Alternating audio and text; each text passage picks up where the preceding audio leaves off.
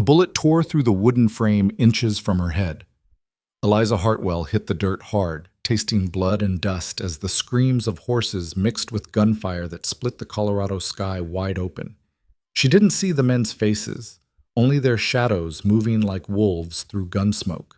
Then came the crack that changed everything, her own leg snapping beneath her as the stagecoach lurched and threw her against rock. When silence finally fell, she was alone. The others, gone. The bandits, vanished. The future she'd traveled 2,000 miles to claim, dissolving like morning fog under a merciless sun. And all she could think, lying there with her leg twisted at an angle God never intended, was, "This is how I die. Alone, unmarried, forgotten. But you're here now, so stay with me. Watch this story unfold to the very end. Hit that like button and drop a comment telling me what city you're watching from. I want to see just how far Eliza's journey can travel." The morning had started with such promise. Eliza remembered smoothing the wrinkles from her traveling dress that dawn, her hands steady despite the flutter in her chest. The dress was midnight blue, practical for the journey, but elegant enough to make a first impression. She'd packed it carefully in St. Louis 3 weeks prior, folding it between layers of tissue paper her mother had insisted on, though Eliza suspected the gesture had more to do with filling the silence than protecting fabric. "You don't have to do this," her mother had whispered the night before Eliza's departure, her fingers working worry into the hem of a handkerchief. "There are men here. Good men. Men you know." "Men who see me as the schoolteacher's daughter," Eliza had replied, her voice firmer than her conviction. "Men who want a wife who'll pour tea and keep quiet and never wonder if there's more to the world than what they can see from their front porch." "And Thomas Whitmore? A man you've never met? He's different?" Eliza had looked at the letters then, 7 of them, tied with string, each one proof that somewhere in the vast American frontier, a man had taken time to write to her, to tell her about the general store he'd built with his own hands, about the town growing up around the railroad, about a future that sounded like possibility instead of predictability. "He writes beautifully," Eliza had said. "He sees potential in things, in places, in people." What she didn't say, "In me." But that was 3 weeks ago. 3 weeks of railroad cars and way stations, and the constant company of strangers who all seemed to have somewhere to be, someone waiting for them. 3 weeks of her certainty slowly developing hairline cracks like porcelain left too long in the cold. The stagecoach had picked her up in Denver that morning, the final leg of a journey that had already tested every romantic notion she'd carried from Missouri. There were 4 other passengers: a mining engineer with nervous hands, a widow in black who hadn't spoken a word since boarding, a young couple so freshly married they couldn't stop touching each other's hands, and Eliza. The driver, a weathered man named Hutchins with eyes the color of creek water, had loaded her trunk with practiced efficiency. "Storm's coming," he'd said, squinting at the horizon. "We'll outrun it if we're smart." He hadn't mentioned bandits. Nobody had mentioned bandits. The Colorado plains stretched endlessly in every direction, a sea of grass and sage under a sky so huge it made Eliza feel like she was falling upward. She'd pressed her palm against the window, feeling the rattle of wheels over dirt road, and tried to picture Thomas Whitmore's face. His letters had included no photograph. She knew he was 34, 8 years her senior, that he was of average build and honest countenance, that he'd come west after the war like so many men trying to outrun memories that followed them anyway. But what did his smile look like? Did he laugh easily, or was he one of those men who held joy at arm's length, afraid it might cost him something? "First time out this way?" The mining engineer had leaned forward, his question pulling Eliza from her thoughts. He was younger than she'd first thought, maybe 25, with ink stains on his fingers and the kind of eager earnestness that suggested he was still new enough to the frontier to find it exciting rather than threatening. "Yes," Eliza said. "I'm traveling to Ridge Point." "Ah, railroad town, growing fast. You have family there?" The widow's eyes had flickered toward Eliza then, just for a moment, a look that held recognition, or perhaps judgment. Women traveling alone to frontier towns fell into certain categories, and Eliza knew exactly which one strangers assumed. "I'm engaged to be married," she said clearly. meeting the widow's gaze until the older woman looked away. To Mr. Thomas Whitmore. He owns the general store. Whitmore? The engineer's face brightened. I've met him. Solid man. Fair dealer. You're fortunate. Eliza had smiled, swallowing the question that sat like a stone in her throat. Then why do I feel like I'm walking toward the edge of something, not the beginning? The attack came 2 hours later when the sun was high and merciless. Eliza would remember in the years that followed how ordinary the moment before had been. The young husband had been dozing against his wife's shoulder. The widow had been reading a small book of poetry, her lips moving silently with the words. The engineer had been sketching something in a journal, some geological formation he'd spotted through the window. And Eliza had been thinking about her wedding dress, wondering if the seamstress in Ridgepoint would be skilled enough to take in the waist when the first shot cracked across the prairie like a whip. The horses screamed. Hutchins shouted something, a curse or a prayer, Eliza couldn't tell, and the stagecoach lurched violently to the left. Eliza's shoulder slammed into the engineer, who slammed into the door, which flew open with a bang that sounded like another gunshot. More shots, real ones this time, close enough that Eliza could hear the whistle of bullets cutting air. Down! The widow shrieked, throwing herself to the floor. Get down! But there was nowhere to go. The stagecoach was careening now, one wheel hitting something, a rock, a rut, and the whole vehicle seemed to leave the ground for a heartbeat before crashing back down with bone-rattling force. Eliza saw the engineer fall through the open door, saw the young wife reach for her husband with fingers that closed on empty air as he was thrown sideways, saw the window explode in a shower of glass. Then came the sound, the crack, that would echo through her dreams for years. Her own leg, snapping like green wood. The pain was instant and totalizing. It whited out the world, reducing everything to a single burning point where bone had become splinters and flesh had torn. Eliza heard herself scream, a sound she didn't recognize, animal and raw. The stagecoach tipped.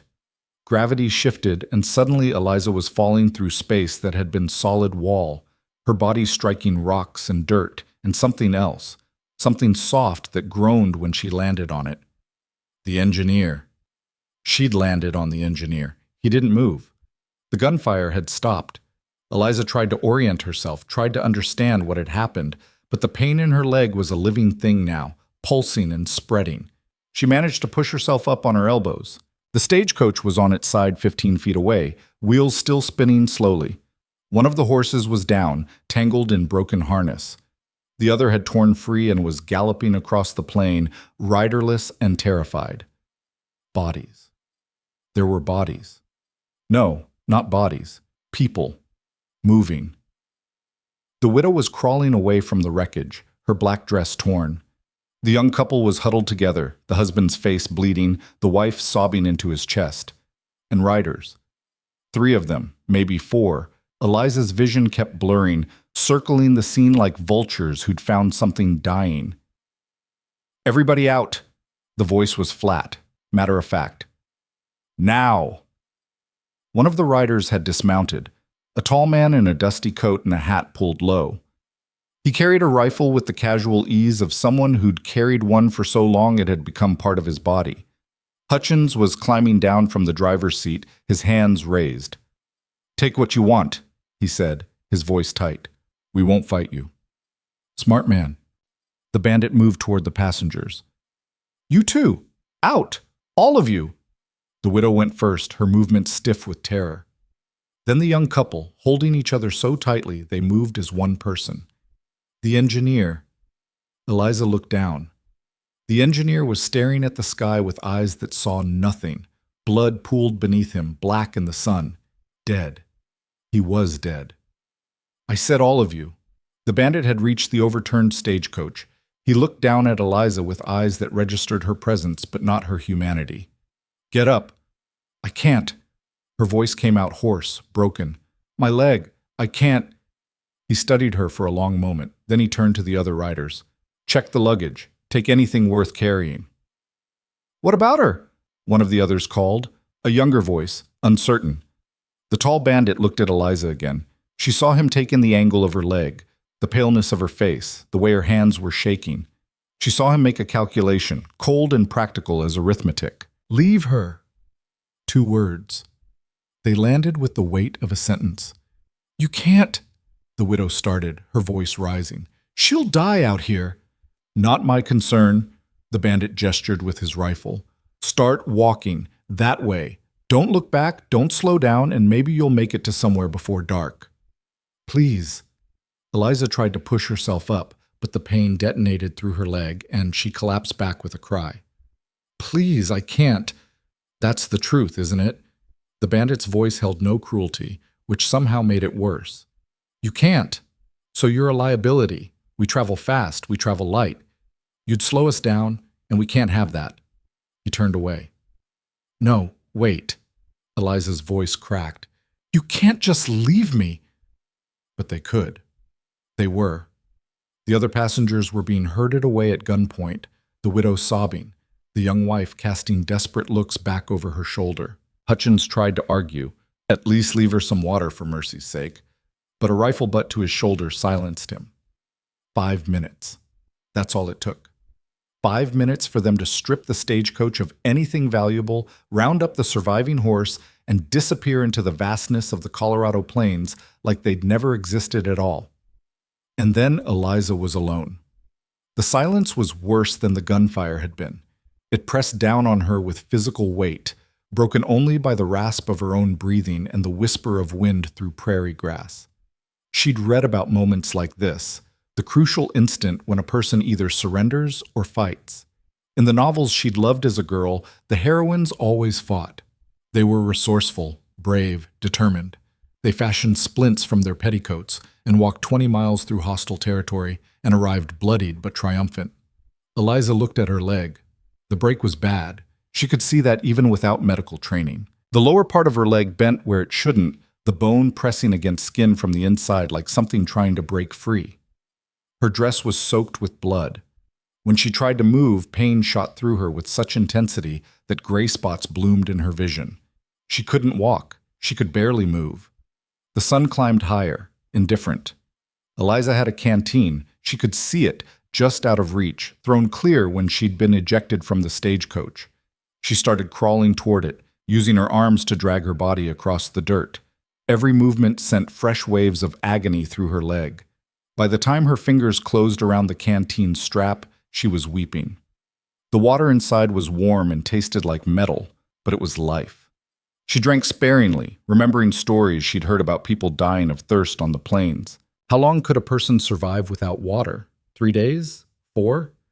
How long with a broken leg and no shelter? The engineer's body lay 10 feet away, his journal still clutched in one hand. Eliza tried not to look at him, but her eyes kept drifting back. He'd had a name. She'd heard it when they were introduced in Denver. James something. He'd been excited about this journey, enthusiastic about the prospects of the West. Now he was just meat, growing cold in the sun. That will be me, Eliza thought with a clarity that felt like ice water. Tomorrow, or the day after. Some other travelers will find my body. They'll wonder who I was, what I was doing out here. They'll bury me in a shallow grave or maybe just leave me for the buzzards. She could see them circling already, black shapes against the blue, riding thermals with patient efficiency. The pain in her leg had evolved from a sharp, bright thing into a deep, sick ache that pulsed with her heartbeat. Eliza knew about infection, about blood poisoning. She'd seen it once when she was 12. A farmhand who'd cut his hand on a rusty nail. The infection had spread up his arm like dark vines under his skin. He'd died delirious, crying for his mother. She was going to die out here. Not tomorrow, maybe. Not even the day after. But soon. The realization settled over her like a heavy coat. She'd come west looking for a new life, and instead she'd found the end of the only one she had. The irony would have been funny if it weren't so terrible. Hours passed. The sun moved across the sky with cruel slowness. Eliza drifted in and out of consciousness, or maybe it was delirium, she couldn't tell anymore. Sometimes she thought she heard voices, but when she opened her eyes there was only wind and grass and endless empty space. She thought about her mother, about the worry that would turn to grief when the telegram came, if it came. Who would send it? Who even knew she'd been on that stagecoach? She thought about Thomas Whitmore waiting in Ridgepoint for a bride who would never arrive. Would he be sad? Angry? Or just mildly inconvenienced, already composing another letter to another young woman looking for adventure and finding only disappointment? She thought about all the things she'd never do now, never see the ocean, never read the end of that novel she'd left half-finished in St. Louis. Never know if she could have been happy, really happy, or if that was just another story people told themselves to make life bearable. The sun was setting when Eliza heard the horse. At first she thought she was dreaming it, hoofbeats like distant thunder growing closer. But when she forced her eyes open, squinting against the orange glare of sunset, she saw him. A rider. A real one. He was silhouetted against the dying light, his form sharp and dark. As he approached, Eliza could make out details: a wide-brimmed hat, a coat that hung open despite the cooling air, a rifle resting across his saddle with practiced ease. Help. He was help. Eliza tried to call out, but her voice came out as a croak. She waved her arm, a weak, desperate gesture. The rider saw her. He had to have seen her. But he didn't rush forward, didn't call out reassurance. He just rode closer with the careful, measured pace of a man who'd learned to be suspicious of everything. When he was 20 feet away, he stopped. "You hurt?" His voice was deep, rough-edged, Western. "Yes." Eliza's voice cracked. "Please, I need help." He dismounted in one smooth motion, ground tying his horse. Now that he was closer, Eliza could see him better. Tall, lean in the way of men who carried muscle without bulk. His face was shadowed by his hat brim, but she could see the line of his jaw, dark with several days' worth of beard. He approached slowly, his eyes taking in the overturned stagecoach, the engineer's body, Eliza's leg. "Bandits?" he asked. "Yes, they took the others. Left me because—" She gestured helplessly at her leg. He crouched beside her, close enough now that she could see his eyes. They were gray, the color of storm clouds, and held no pity. But no cruelty either, just assessment. "How long ago?" "I don't—" "Hours. The sun was higher." He nodded, then looked at her leg. His hand moved toward it, and Eliza flinched. "Easy," he said. "I need to see how bad it is." "It's broken." "I can see that." His fingers probed the area around the break with surprising gentleness. Eliza bit back a whimper. "Tibia and fibula, both snapped. You're lucky you didn't sever an artery." "I don't feel lucky." Something that might have been humor flickered across his face. "No, I suppose you don't." He sat back on his heels, studying her. "What's your name?" "Eliza."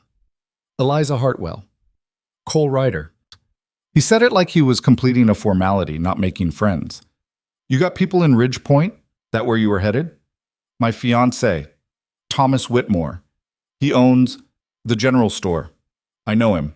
Cole stood, looking toward the horizon where the last light was fading. "We've got maybe an hour before full dark. Can't stay here. Bandits sometimes circle back to see if they missed anything." "I can't walk." "No," he said it matter-of-factly. "But I can carry you." Before Eliza could process that, he was moving. He walked to his horse and returned with a canteen and what looked like a rolled blanket. He held the canteen to her lips. "Drink, slow." The water was cool and clean, better than anything Eliza had ever tasted. She drank until he pulled it away. "That's enough for now. Too much at once and you'll be sick." He unrolled the blanket, not a blanket, she realized, but a bedroll. From it, he produced a knife and a length of leather. "What are you doing?" Eliza asked. "So, your leg needs to be stabilized before I move you. This is going to hurt." "How much?" His eyes met hers. "A lot. But you're either going to hurt now and maybe live, or hurt less and definitely die. Your choice." It wasn't really a choice at all. "Do it," Eliza said. Cole nodded. He moved to her injured leg, and Eliza saw him studying it from different angles, his expression thoughtful. Then, without warning, his hands locked around her calf and ankle. "On 3, he said. 1. He pulled. The scream that tore from Eliza's throat was primal, inhuman. White-hot pain exploded through her leg as Cole realigned the bone with brutal efficiency. She could feel it Feel the fragments grating against each other. Feel them shifting back into something approaching their proper position. Good, Cole said, his voice distant through the roaring in Eliza's ears. That's good. You're doing good.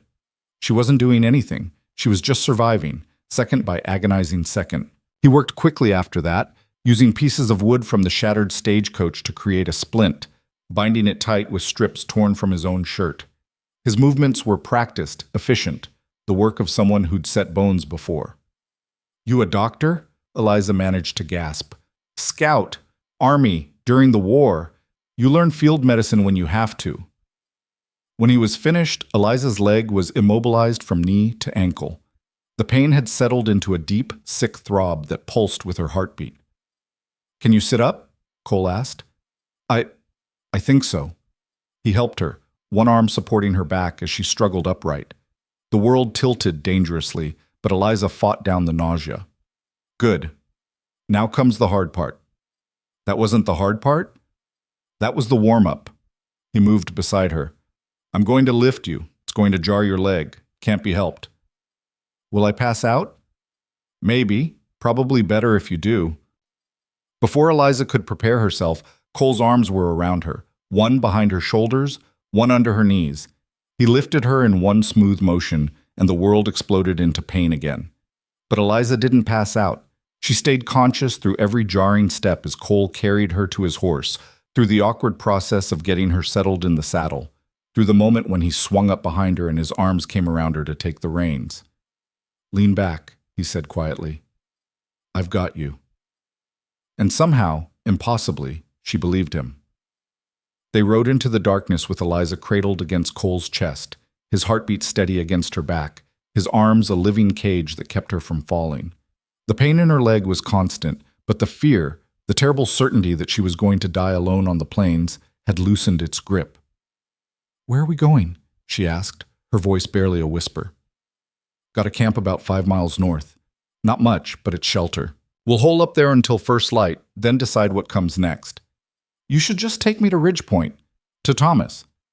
In the dark? With you in that condition, you'd never make it.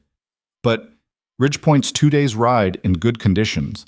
You need rest, food, and that leg needs to be properly tended. We'll get there. Just not tonight. Eliza wanted to argue, but exhaustion was pulling at her like a riptide. The rhythm of the horse's gait, the solid warmth of Cole's body behind her, it was hypnotic. Thank you, she whispered. She felt more than heard his response, a slight shift of his chest, like he'd started to say something and changed his mind. When he finally spoke, his voice was quiet. Don't thank me yet. The stars were emerging by the thousands, turning the sky into a map of light. Eliza had never seen so many. In St. Louis, the gas lamps and coal smoke obscured all but the brightest. Out here they blazed with fierce clarity. She thought of her mother's handkerchief, probably still in her trunk, wherever that had ended up. She thought of her wedding dress, carefully packed and now lost. She thought of the letters from Thomas Whitmore, full of promise and possibility. All of it felt very far away now, like it belonged to a different person, a different life. The woman who'd left St. Louis 3 weeks ago would have been terrified to find herself alone in the wilderness with a strange man, riding through darkness toward an unknown destination. She would have worried about propriety, about reputation, about what people would think. But that woman had died when the stagecoach overturned, or maybe when the bandits rode away, or maybe in the hours of silence that followed when death had seemed not just possible but inevitable. This woman, the one pressed against Cole Ryder's chest, her broken leg throbbing with every stride of his horse, this woman just wanted to survive. Everything else could wait. Cole's camp materialized out of the darkness like something from a dream. It wasn't much, just a small clearing near a rocky outcrop, with the remains of a fire and a basic lean-to constructed from branches and canvas. But after hours on the plains, it looked like civilization. Cole dismounted first, then reached up for Eliza. This is going to hurt again, he warned. He was right. The process of getting her down from the horse sent fresh bolts of pain through her leg. By the time Cole had her settled on a bedroll near the cold fire, Eliza was shaking. I need to get you warm, Cole said, already moving.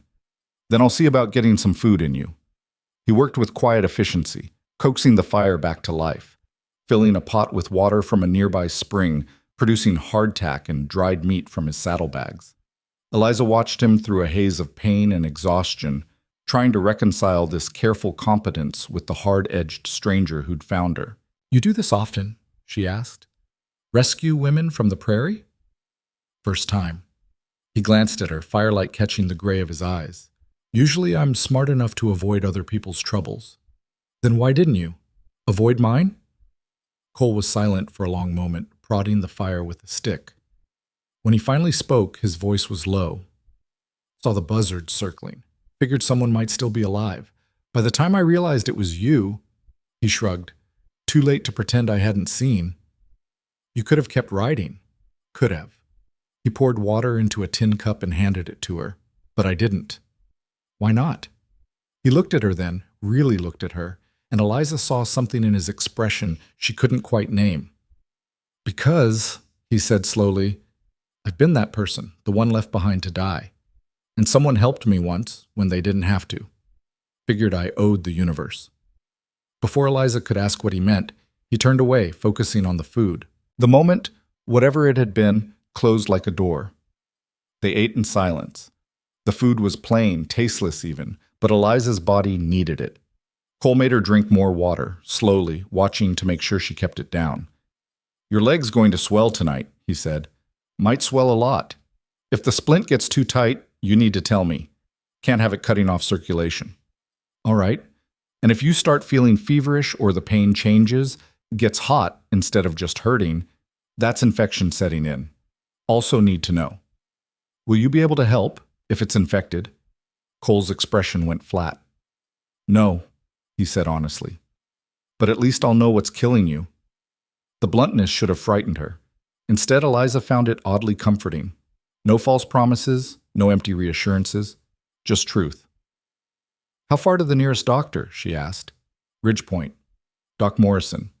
He's competent enough for frontier medicine." Cole poked at the fire again. "We'll get you there. Might take a few days, depending on how you're healing, but we'll get you there." "Thomas will be worried. He's expecting me." "You got a way to send word ahead?" Eliza shook her head. "The bandits took everything, my trunk, my bags, all my—" Her voice caught. "All my letters from him, my mother's handkerchief, everything. Things can be replaced." "Not all things." Cole looked at her for a long moment. "No," he agreed quietly. "Not all things." The fire crackled between them, sending sparks spiraling up into the night. Eliza felt exhaustion pulling at her, but she fought it, afraid that if she closed her eyes she might wake up alone again, or not wake up at all. "You should sleep," Cole said, reading her resistance. "I'll keep watch. I'm not tired. You're dead on your feet. Or you would be if you could stand." He moved to his saddlebags and pulled out another blanket. "Here, it's going to get cold tonight." Eliza took the blanket, her fingers brushing his. His hands were rough, calloused, working hands. Nothing like the soft, ink-stained fingers of the engineer who'd died. Nothing like what she imagined Thomas Whitmore's hands would be. "I'm afraid," she admitted quietly. "Of what?" "Everything. Dying. Not dying. Waking up and finding out this was all a dream, and I'm still lying on the plains alone." "You're not alone." Cole's voice was firm. "And you're not going to die, not on my watch." "You can't promise that." "No," he agreed. "But I can promise I'll do everything in my power to keep you alive. And my power isn't nothing." Eliza believed him.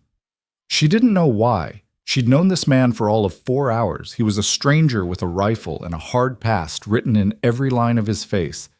But she believed him. She lay back on the bedroll, pulling the blanket up to her chin. Above her the stars wheeled in their ancient patterns.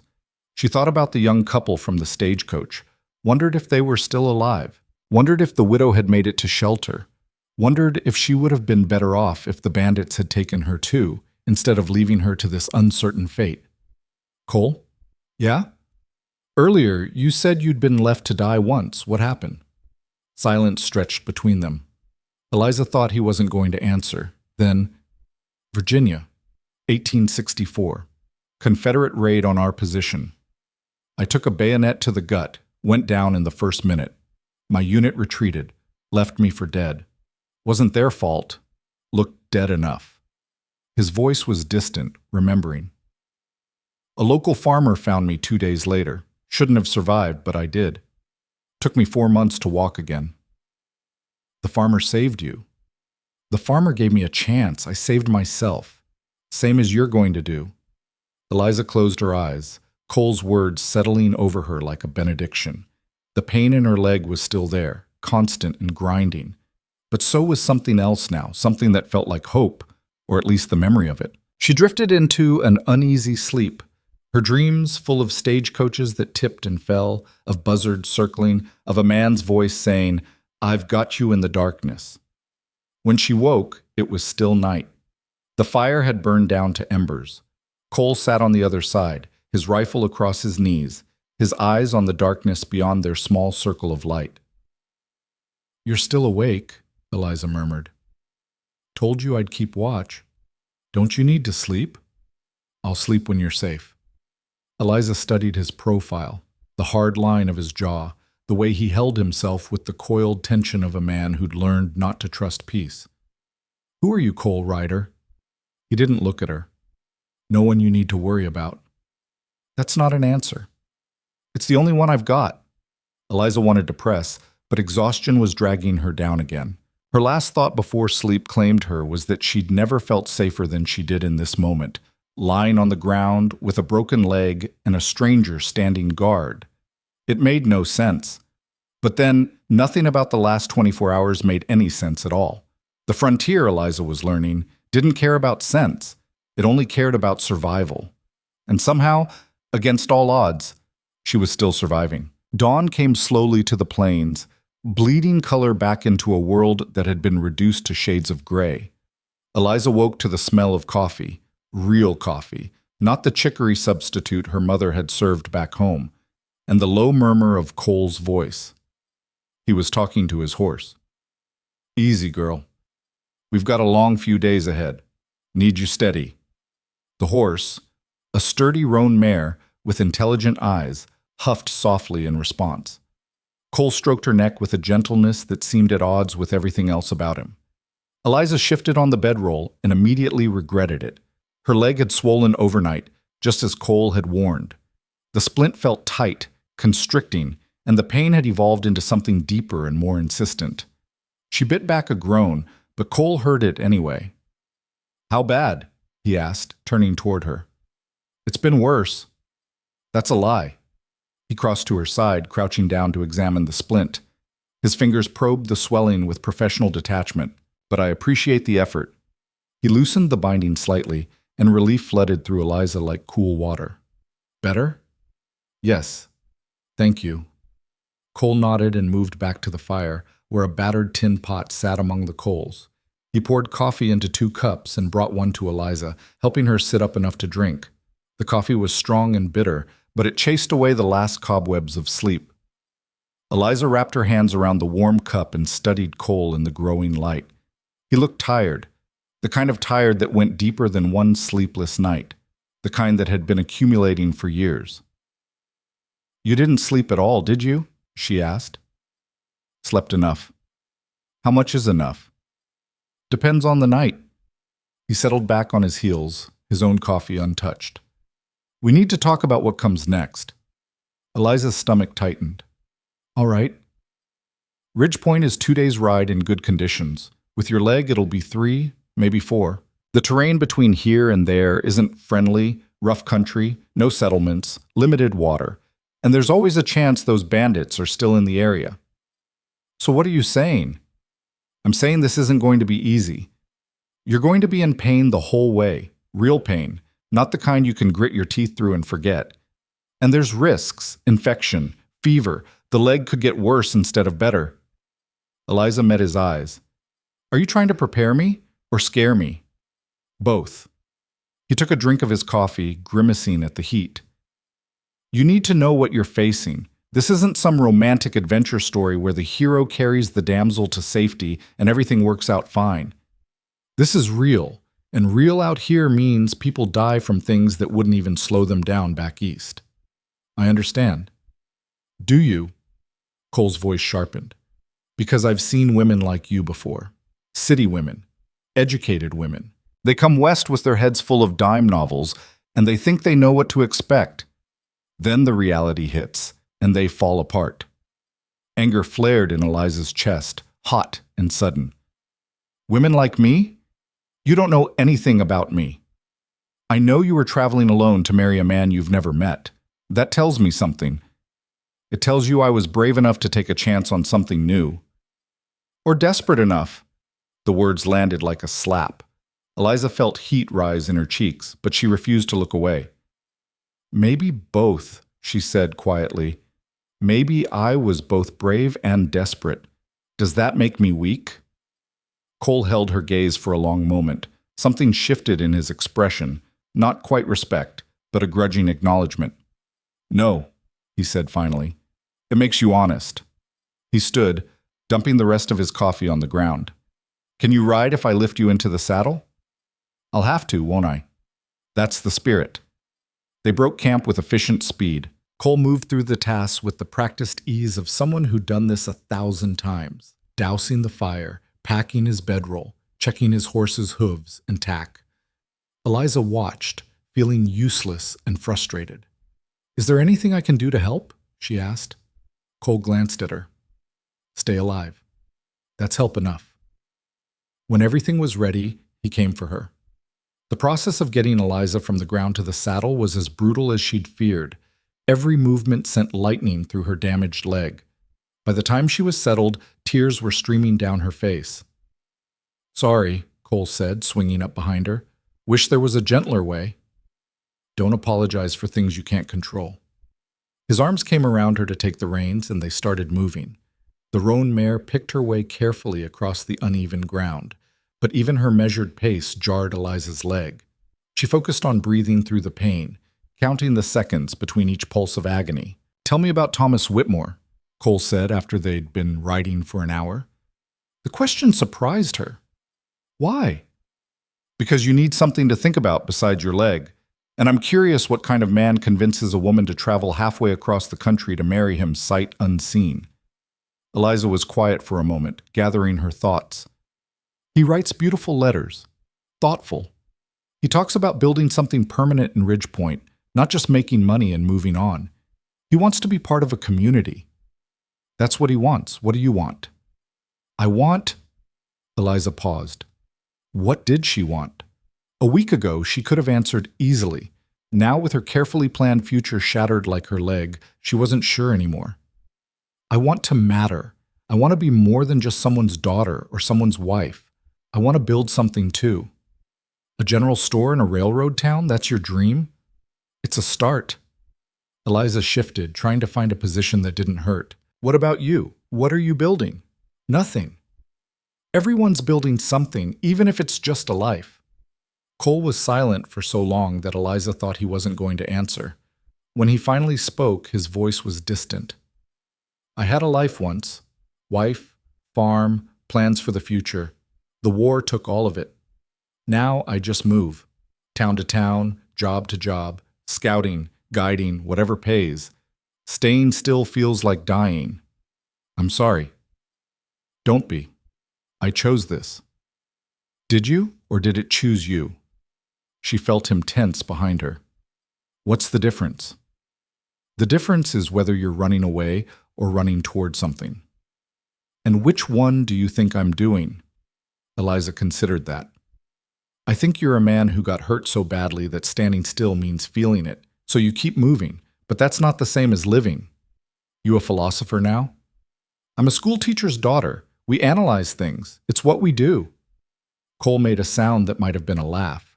Well, teacher's daughter, maybe save some of that analyzing for yourself. You're running too, aren't you? To Ridgepoint, to Thomas Whitmore, to a life you think will make you matter. The accuracy of his words stung. Maybe I am, but at least I'm running towards something, not just away. Maybe. They rode in silence after that, but it wasn't an uncomfortable silence. The morning warmed around them, the sun climbing higher. Eliza found herself noticing details she'd missed yesterday, the way the prairie grass shifted in the wind like water, the distant line of mountains to the west, the hawk circling overhead with wings spread wide and still. "It's beautiful out here," she said quietly. "It's deadly." "Can it be both?" Cole shifted behind her, adjusting his grip on the reins. "Yeah," he admitted. "I suppose it can." By midday, the pain in Eliza's leg had become a constant, grinding presence. She tried to hide it, but Cole noticed anyway. "We'll stop soon," he said. "There's a creek about a mile ahead. You can rest while I water the horse." "I'm fine." "You're not fine. You're just stubborn." His tone held something that might have been approval. "But we'll work with stubborn." The creek, when they reached it, was little more than a trickle cutting through red rock, but there was shade from a stand of cottonwoods, and the water was cold and clear. Cole dismounted and lifted Eliza down with the same careful efficiency he brought to everything. He settled her against a tree trunk and went to tend his horse. Eliza closed her eyes, listening to the sound of water moving over stone. Her leg throbbed with each heartbeat, and when she looked down, she could see fresh blood seeping through the bandages. "Cole!" she called, trying to keep the fear out of her voice. He was beside her in seconds. "Show me!" She pointed to the dark stain spreading across the fabric. Cole's expression didn't change, but his movements became quicker as he carefully unwound the bandage. The wound underneath was ugly, swollen, angry red, weeping clear fluid mixed with blood. But when Cole examined it, his shoulders relaxed slightly. "It's draining. That's good. Better out than in." "It doesn't look good." "No, it looks like exactly what it is. A serious injury that's going to take time to heal." He pulled fresh cloth from his saddlebag and began cleaning the wound. "But I don't see signs of infection yet. No red streaks, no pus, skin's not hot to the touch." "Yet." "Yet," he agreed. "But we're not there yet, so we don't borrow trouble." He worked with quick, sure movements, cleaning and rebandaging the leg. When he was finished, he sat back and looked at her seriously. "I need to ask you something, and I need an honest answer." "All right. How's your pain on a scale where 1 is a mosquito bite and 10 is you'd rather be dead?" Eliza thought about lying, but what was the point? 7, maybe 8. Cole nodded slowly. "Can you make it another 3 days at that level?" "Do I have a choice?" "There's always a choice. I can build a shelter here, leave you with supplies, ride hard to Ridge Point, and bring back help. It's risky, leaving you alone. Something could happen, but it would get you to a doctor faster." "How long would you be gone?" 2 days, maybe 3 if the weather turns." Eliza imagined lying under a makeshift shelter for 3 days, alone with her pain and her thoughts and the fear that Cole might not come back, that something might happen to him, that she'd die here by this nameless creek and no one would ever know. "No," she said firmly. "We stay together." "You sure?" "I'm sure." Something flickered across Cole's face, relief maybe, or respect. "All right then, we'll take it slow, rest when we need to. We've got time." "Do we? You said the bandits might still be around." "They might, but they're probably long gone by now, and even if they're not, they're looking for easy targets. We're not easy anymore." He stood, offering her his canteen. "Drink. We'll rest here for an hour, then keep moving." Eliza drank, the water cold enough to make her teeth ache. When she handed the canteen back, their fingers touched, and she was struck again by the contradiction of Cole Ryder. Hands rough enough to break bone, gentle enough to tend wounds. "Can I ask you something?" she said. "Can I stop you?" "Your wife. What happened to her?" Cole's expression shuddered immediately. "She's not something I talk about." "I'm sorry. I didn't mean to." "Fever took her. Winter of '63, right before I enlisted. I came home from burying her and there were recruiters in town. Seemed like a good time to go fight someone I could actually hit back." He turned away, his voice flat. "That answer your question?" "I'm sorry for your loss." It was a long time ago. But it wasn't, Eliza realized. Not for him. Time didn't heal all wounds, it just taught you how to live around them. They rode through the afternoon heat, the sun beating down with relentless intensity. Eliza drifted in and out of awareness, her thoughts becoming fragmented. Sometimes she was aware of Cole's presence behind her, steady and solid. Sometimes she was back in St. Louis, sitting in her mother's parlor reading Thomas Whitmore's letters. Sometimes she was falling through space as the stagecoach tipped, watching the ground rush up to meet her. Eliza, Cole's voice cut through the fog. Stay with me. Don't drift off. I'm tired. I know, but you need to stay awake. Talk to me. About what? Anything. Tell me about St. Louis. What's it like there? Eliza forced her eyes open, tried to gather her scattered thoughts. Crowded, noisy. The air always smells like coal smoke and river water. In summer, the heat sits on you like a wet blanket, and people get mean with it. Sounds terrible. Parts of it were, but parts were wonderful too. There's an opera house. I only went once, but it was beautiful. And the parks, and the libraries. You could spend a whole day in a library and never run out of things to read. You like reading? I love it. Books were how I learned about the world beyond St. Louis, how I learned that there were places where a woman could be more than just ornamental. You think you're going to find that in Ridgepoint? Eliza was quiet for a moment. I think I'm going to find out. The sun was sinking toward the horizon when Cole finally called a halt for the day. They'd reached a rocky overhang that provided natural shelter with a clear view of the surrounding terrain. We'll camp here tonight, he said. Good defensive position. Anyone coming, we'll see them long before they see us. Getting Eliza down from the horse was agony, as always. But once she was settled on Cole's bedroll, she felt something like relief. Just being still, not moving, not jarring her leg with every step. It was almost as good as not hurting at all. Cole built a small fire, shielded by rocks so the light wouldn't be visible from a distance. He produced more hardtack and jerky, along with a surprise, a small bag of dried apples. Save these for when you needed them most, he said, handing her a few pieces. The sweetness exploded on Eliza's tongue, almost overwhelming after days of nothing but plain food. She closed her eyes, savoring it. Thank you, she whispered. Don't mention it. They ate in comfortable silence. Above them, the first stars were emerging, and Eliza found herself searching for constellations her father had taught her when she was small. Orion, the Big Dipper, Cassiopeia. You know the stars? Cole asked, following her gaze. A little. My father was an amateur astronomer. He used to say that no matter where you were in the world, the stars were the same, that they connected everyone. He sounds like a good man. He was. He died when I was 14, heart failure. I'm sorry. So am I. Eliza pulled the blanket tighter around her shoulders. The temperature was dropping fast. After he died, my mother became smaller somehow, like she'd lost the part of herself that knew how to dream. I swore I wouldn't let that happen to me. Is that why you're marrying Thomas? To avoid becoming your mother? The question was too perceptive. Eliza turned it over in her mind, testing it for truth.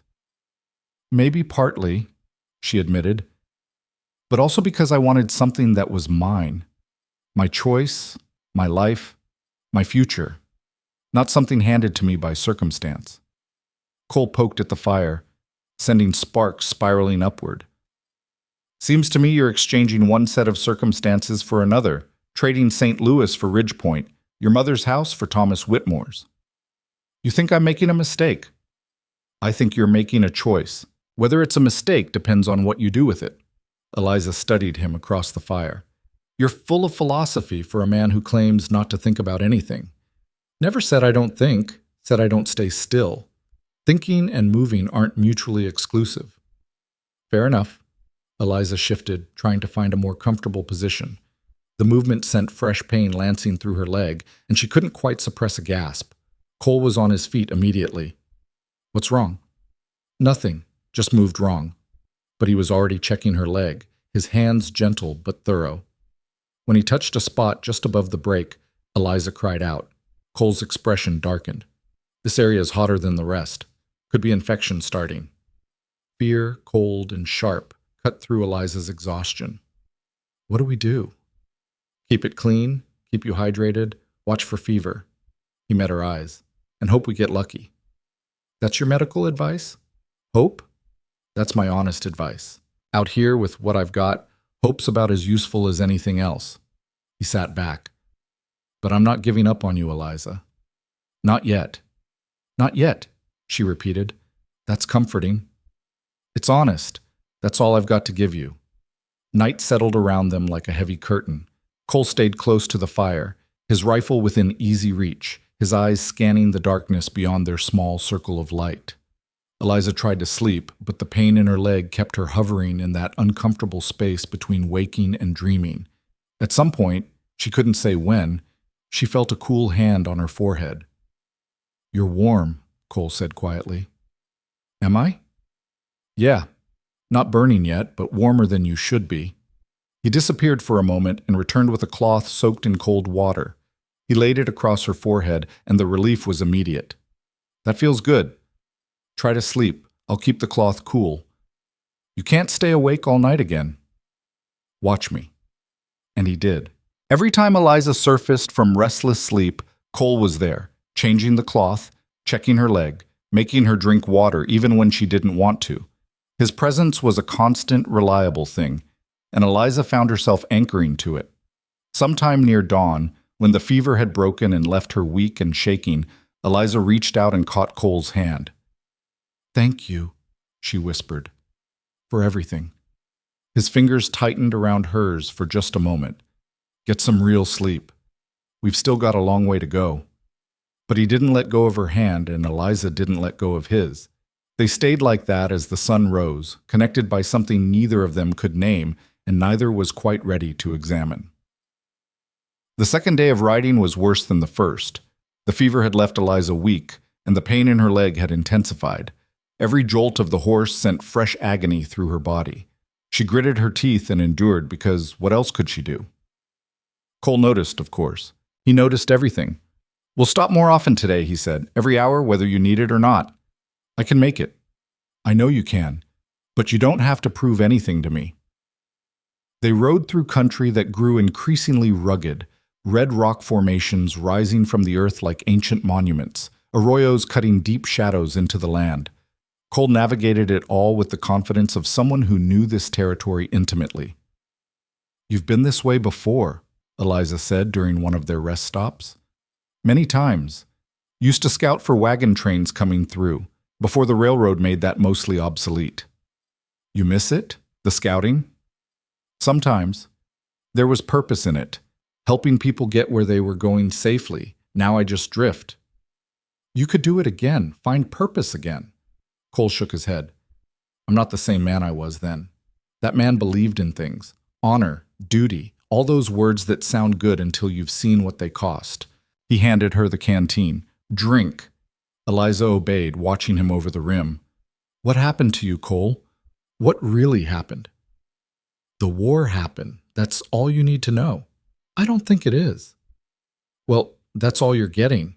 His tone didn't invite further questions. They rode on. The afternoon stretched long and hot. Eliza found herself drifting again, her thoughts becoming hazy. She was aware of Cole's arms around her, of the steady rhythm of the horse's gait, of pain that had become so constant it almost felt normal. "Tell me about your wife," she heard herself say. "Please. I want to know who she was." Cole was silent for so long that Eliza thought he was going to refuse. Then, quietly, "Her name was Sarah. She was a farmer's daughter, and she could outwork any man in the county. Stubborn as hell, smart. She saw something in me I didn't know was there." "What happened to her? Really?" "Cholera. It swept through in the fall of '63. Took half the town." Sarah held on longer than most, kept saying she'd beat it, kept fighting. His voice roughened. "But fighting doesn't always mean winning. She died on a Tuesday. I buried her on Wednesday. Thursday, I enlisted. I'm so sorry." "Me too." He paused. "She would have liked you. Sarah appreciated people who didn't quit." The compliment, unexpected and genuine, brought tears to Eliza's eyes. "I'm trying not to." "I know, that's why I said it." The sun was setting when they reached what Cole called the Narrows, a passage between two tall rock formations that funneled down to a width barely wide enough for a horse and rider. "This is the tricky part," Cole said. "We go through here, we're exposed. No way out but through. If someone's waiting on the other side, what are our other options?" Add a day to the journey by going around. Eliza thought about her leg, about the heat she could still feel radiating from the wound despite Cole's care. "We go through." "You sure?" "I'm sure." Cole nodded and urged the horse forward. The narrows closed around them, rock walls rising high on either side, blocking out the fading light. Their progress slowed to a walk, the mare picking her way carefully over loose stone. Eliza's heart hammered against her ribs. Every shadow seemed to hide a threat. Every sound echoed and multiplied until she couldn't tell if it was just their passage or something else, something waiting. "Easy," Cole murmured, though Eliza wasn't sure if he was talking to her or the horse. Almost through. The walls began to widen. Light appeared ahead, the exit. They were going to make it. That's when Eliza heard it. A sound that turned her blood to ice, a rifle being cocked. The metallic click-clack impossibly loud in the confined space. "That's far enough." The voice came from above and ahead, where the rocks created a natural ledge. "Hands where I can see them, and nobody gets hurt." Cole's arms tensed around Eliza, but he didn't reach for his rifle. Slowly, carefully, he raised his hands. "We don't want trouble," he said calmly. "Just passing through." "That's what they all say." The voice belonged to a man, weathered and cautious. "But you're armed, you're riding double, and the lady looks like she's been through hell. That's the kind of interesting that makes me nervous. She was attacked by bandits 2 days ago. I'm taking her to Ridgepoint to get her leg treated." "Convenient story." "It's the truth," Eliza called out, her voice stronger than she felt. "I was on a stagecoach. We were ambushed. They left me to die, and this man saved my life." A pause. Then, "Show me the leg." Cole glanced at Eliza, a question in his eyes. She nodded. Carefully moving slowly so as not to spook their hidden observer, Cole shifted Eliza's position so her injured leg was visible. Another pause, longer this time. Then the sound of boots on rock as someone descended from the ledge. A man emerged from the shadows, older, maybe 60, with gray shot through his beard and the lean build of someone who'd spent a lifetime in hard country. He took one look at Eliza's leg, and his entire demeanor changed. "Hell," he said. "That's bad. You need a doctor." "We're headed to one," Cole said. "Ridgepoint. Another day's ride, maybe less." The old man studied them both, then seemed to come to a decision. "Name's Garrett. I've got a place about a mile from here. Not much, but it's shelter, and I've got some medical supplies. You're welcome to rest there tonight." "We don't want to impose," Cole started, but Garrett waved him off. "No imposition. I don't get much company out here, and I've got a daughter about her age. Can't see a young woman suffering and not offer help." He looked at Eliza. "What's your name, miss?" "Eliza. Eliza Hartwell." "Well, Miss Hartwell, let's get you somewhere you can lie down proper. Follow me." They followed Garrett through the narrows and out into open country. True to his word, about a mile distant stood a small homestead, a cabin, a barn, a corral with a few horses. Smoke rose from the chimney, promising warmth and food. A woman emerged from the cabin as they approached, younger than Garrett, maybe 40, with kind eyes and capable hands. "Found them in the narrows," Garrett called to her. "Ladies hurt bad. They need shelter." The woman took one look at Eliza and her expression softened. "Bring her inside. I'll heat water." The next hour passed in a blur of activity. Cole carried Eliza into the cabin and laid her on a real bed, the first she'd been in since Denver. The woman, whose name was Margaret, examined her leg with gentle competence. "This is well splinted," she said, glancing at Cole with new respect. "You know what you're doing. Army medic training? It shows." Margaret cleaned the wound with warm water and herbs that smelled sharp and medicinal. "The infection's trying to take hold, but it's not there yet. Another day or two without proper care, though?" She didn't finish the sentence. She didn't have to.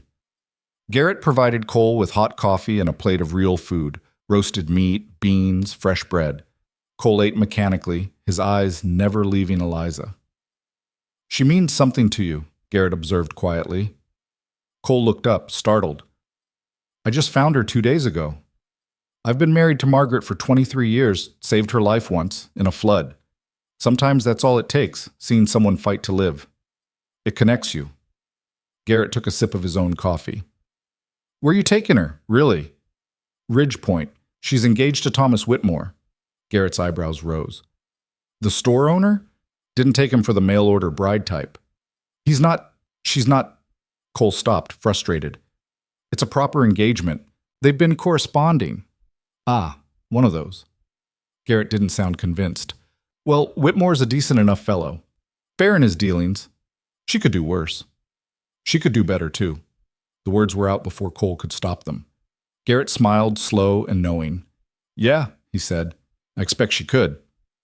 That night, Eliza slept in a real bed with clean sheets, her leg properly bandaged, her stomach full of Margaret's stew.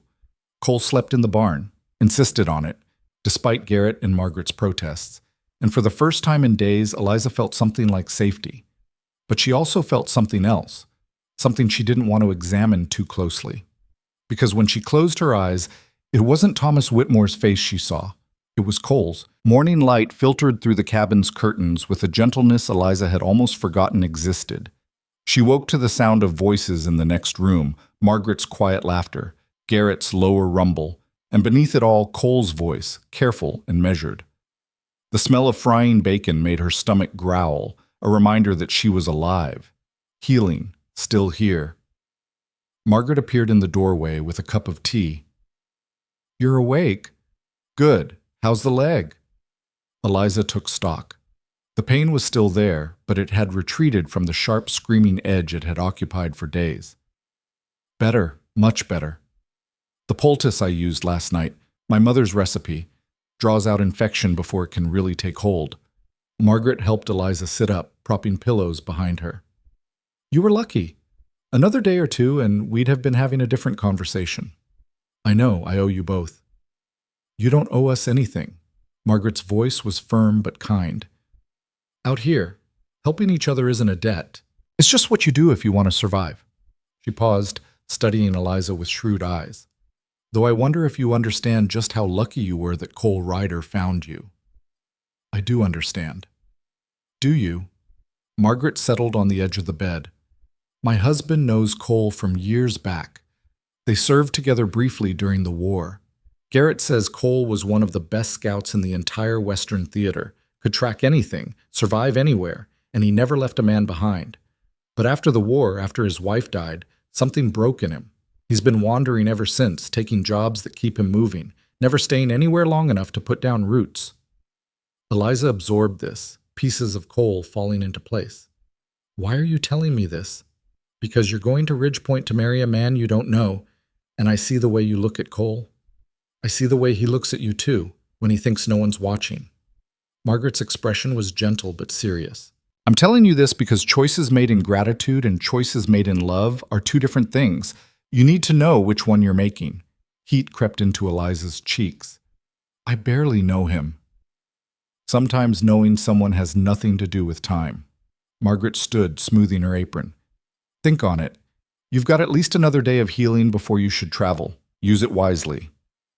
After Margaret left, Eliza lay back against the pillows, her thoughts churning.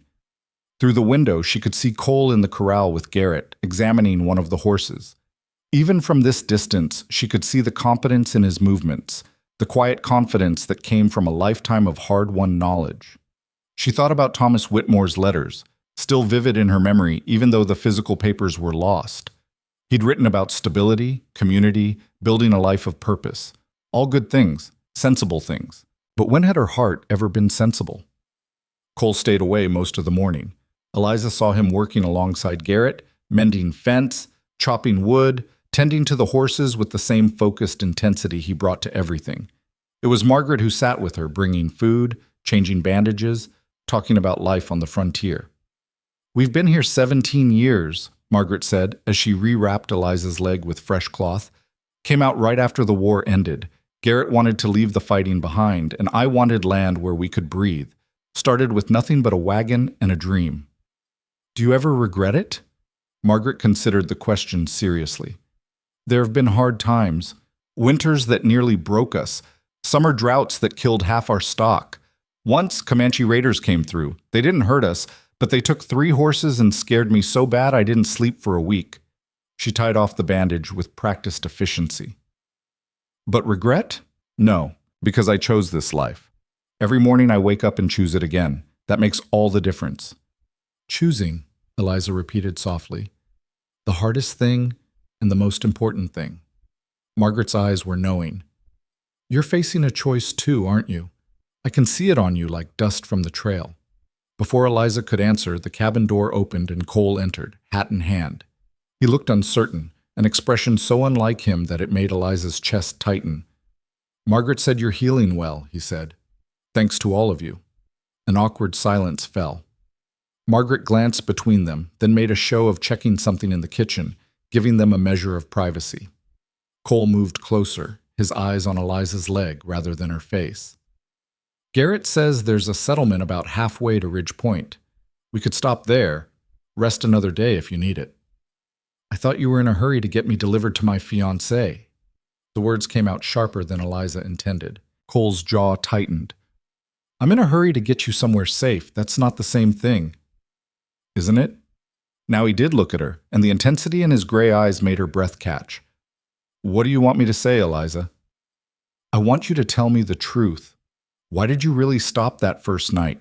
Why didn't you just ride on? Cole was quiet for a long moment. When he spoke, his voice was rough. Because I saw you lying there, broken and alone, and I saw Sarah. Not her face, you don't look anything like her, but that same stubborn refusal to quit, even when quitting would be easier. I couldn't leave that behind. I couldn't leave you behind. I'm not her. I know that. He ran a hand through his hair, frustrated. I know exactly who you are. That's the problem. What problem? The problem where in 3 more days, maybe 4, we reach Ridge Point and you marry Thomas Whitmore, and I ride away and that's the end of this. The end of us. Except there is no us. So what the hell am I even talking about? The rawness in his voice cracked something open in Eliza's chest. Cole, forget it. He turned toward the door. I'll check the supplies. We'll leave tomorrow if you're strong enough. Wait. Eliza's voice stopped him. I need to know something. If there were no Thomas Whitmore, no letters, no promises made, what would you want? Cole stood frozen, his back to her. The silence stretched so long that Eliza thought he wasn't going to answer. Then, so quietly she almost didn't hear it, things I have no right to want. He left before she could respond, the door closing behind him with careful softness. Eliza stared at the closed door, her heart pounding. Margaret returned from the kitchen, her expression sympathetic. That man's got it bad, she said. He barely knows me. Some people, you know them in your bones from the first meeting. Time doesn't change that. It just proves it. Margaret sat down beside the bed. My grandmother used to say that the universe puts people in your path for a reason. Some are meant to pass through your life like rain. Others are meant to stay, to change you, to root themselves so deep that removing them would tear you apart. She paused. The trick is knowing which kind you've found. And how do you know? You ask yourself one question. Can you imagine your life without them? Not the practical parts. Anyone can share a bed and a table. But the real parts, the quiet moments, the struggles, the joy. Can you imagine facing all of that without them beside you? Eliza closed her eyes, and the truth hit her like a physical blow. She couldn't imagine it. Somewhere between being left to die on the plains and this moment, Cole Ryder had become essential. Not because he'd saved her, though he had, but because of who he was when he thought no one was watching.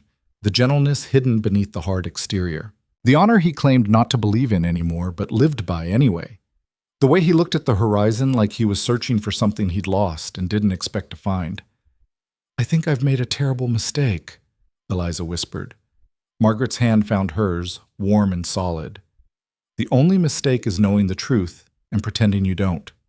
Whatever you decide, make sure it's honest. The rest of the day passed in a strange, suspended state. Cole stayed outside, working with a focused intensity that spoke of avoidance. Garrett watched him with knowing eyes, but said nothing. Margaret tended to Eliza with quiet competence, offering no advice beyond her earlier words.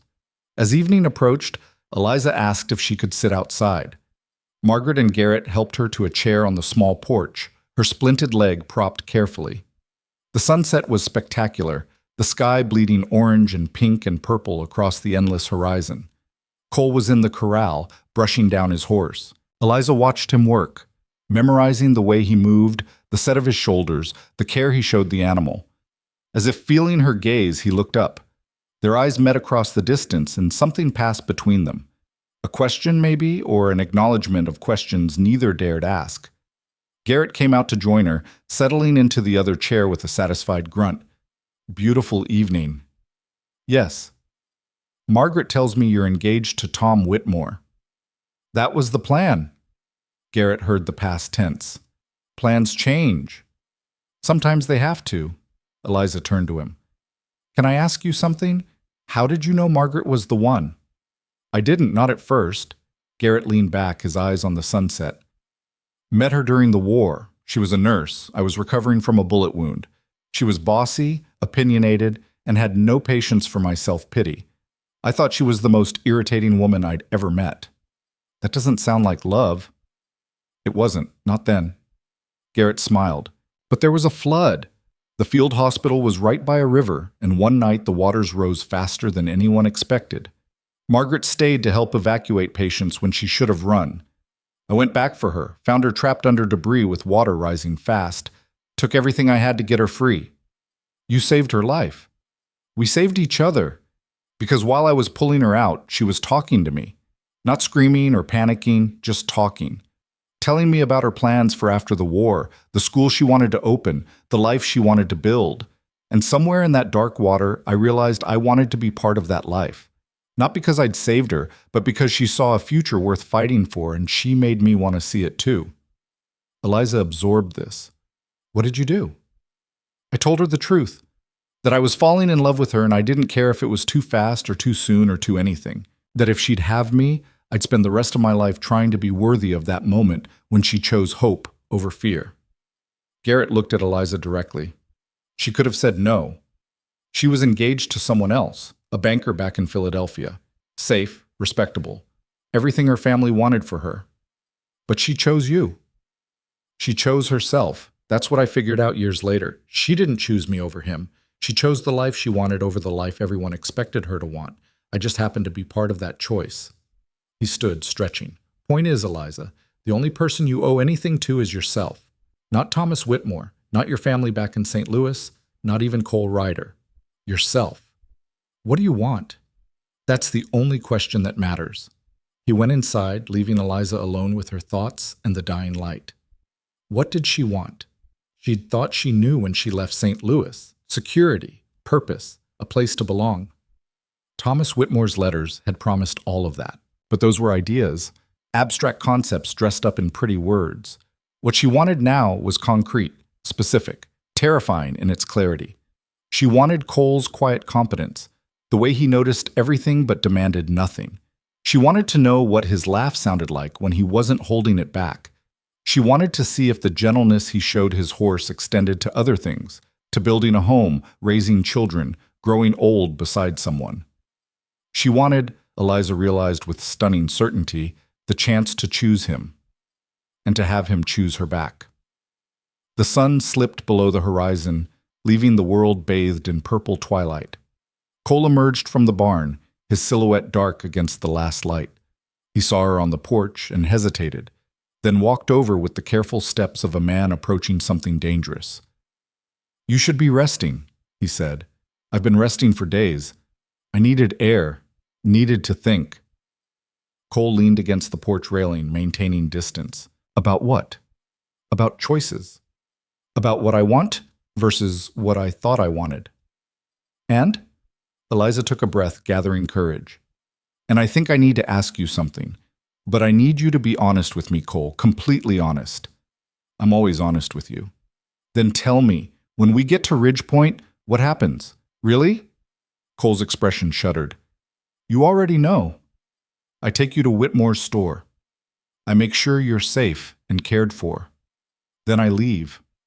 Just like that? What else would I do? You could stay. The words hung in the air between them. Cole's hands gripped the railing so tight his knuckles went white. Stay, he repeated, his voice hollow. And watch you marry another man. Watch you build a life with someone else? No, I'm not strong enough for that. What if I didn't marry him? Cole's head snapped up. What?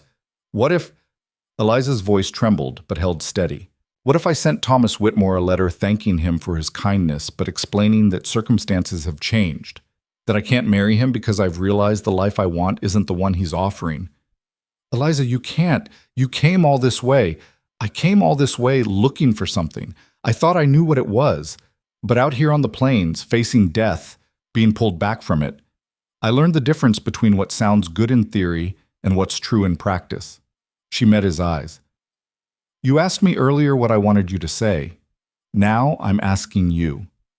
If I wasn't engaged, if there was no obligation to Thomas Whitmore, what would you want? Cole stared at her, and in his eyes Eliza saw fear and hope warring. You're asking me to be selfish. I'm asking you to be honest. Honest. He laughed, but there was no humor in it. Honest is that every time I think about leaving you in Ridgepoint, something in my chest cracks open. Honest is that I haven't felt this alive in years, and it scares the hell out of me because I know how fast it can be taken away. Honest is that I want things I have no right to want. A home, a future, you. Why do you have no right? Because I'm nobody, Eliza. I'm a drifter with no prospects, no property, nothing to offer you but hard work and uncertainty. Thomas Whitmore can give you stability, respectability, a place in society. I don't want Thomas Whitmore. The words came out fierce, absolute. I want someone who sees me when I'm broken and doesn't turn away. I want someone who fights for things even when fighting seems hopeless. I want someone who makes me braver just by being there. Her voice softened. I want you, Cole, if you'll have me. The silence that followed felt eternal. Cole stared at her like she'd spoken in a language he didn't understand. Then, in 2 strides, he was kneeling beside her chair, his hands cradling her face with infinite gentleness. You're sure? His voice was raw. Because once you make this choice, there's no going back. I can't offer you easy, Eliza. I can only offer you real. Real is what I want. You'll be breaking your engagement. People will talk. Let them. We'll have to start from nothing, build everything from scratch. Good. I want to build it. With you. Cole searched her eyes for any hint of doubt. Finding none, he leaned his forehead against hers, his breath shaking. You're either the bravest woman I've ever met or the most foolish. Can't I be both? This time his laugh was real, surprised, and genuine. Yeah, I guess you can. He kissed her then, soft and careful, like she was something precious that might break. Eliza kissed him back, tasting hope and possibility and the sharp edge of fear that came with choosing the unknown over the safe. When they pulled apart, Cole's eyes were bright. We should still go to Ridgepoint. You need to tell Whitmore in person. He deserves that much. I know. He's going to try to talk you out of it. Probably.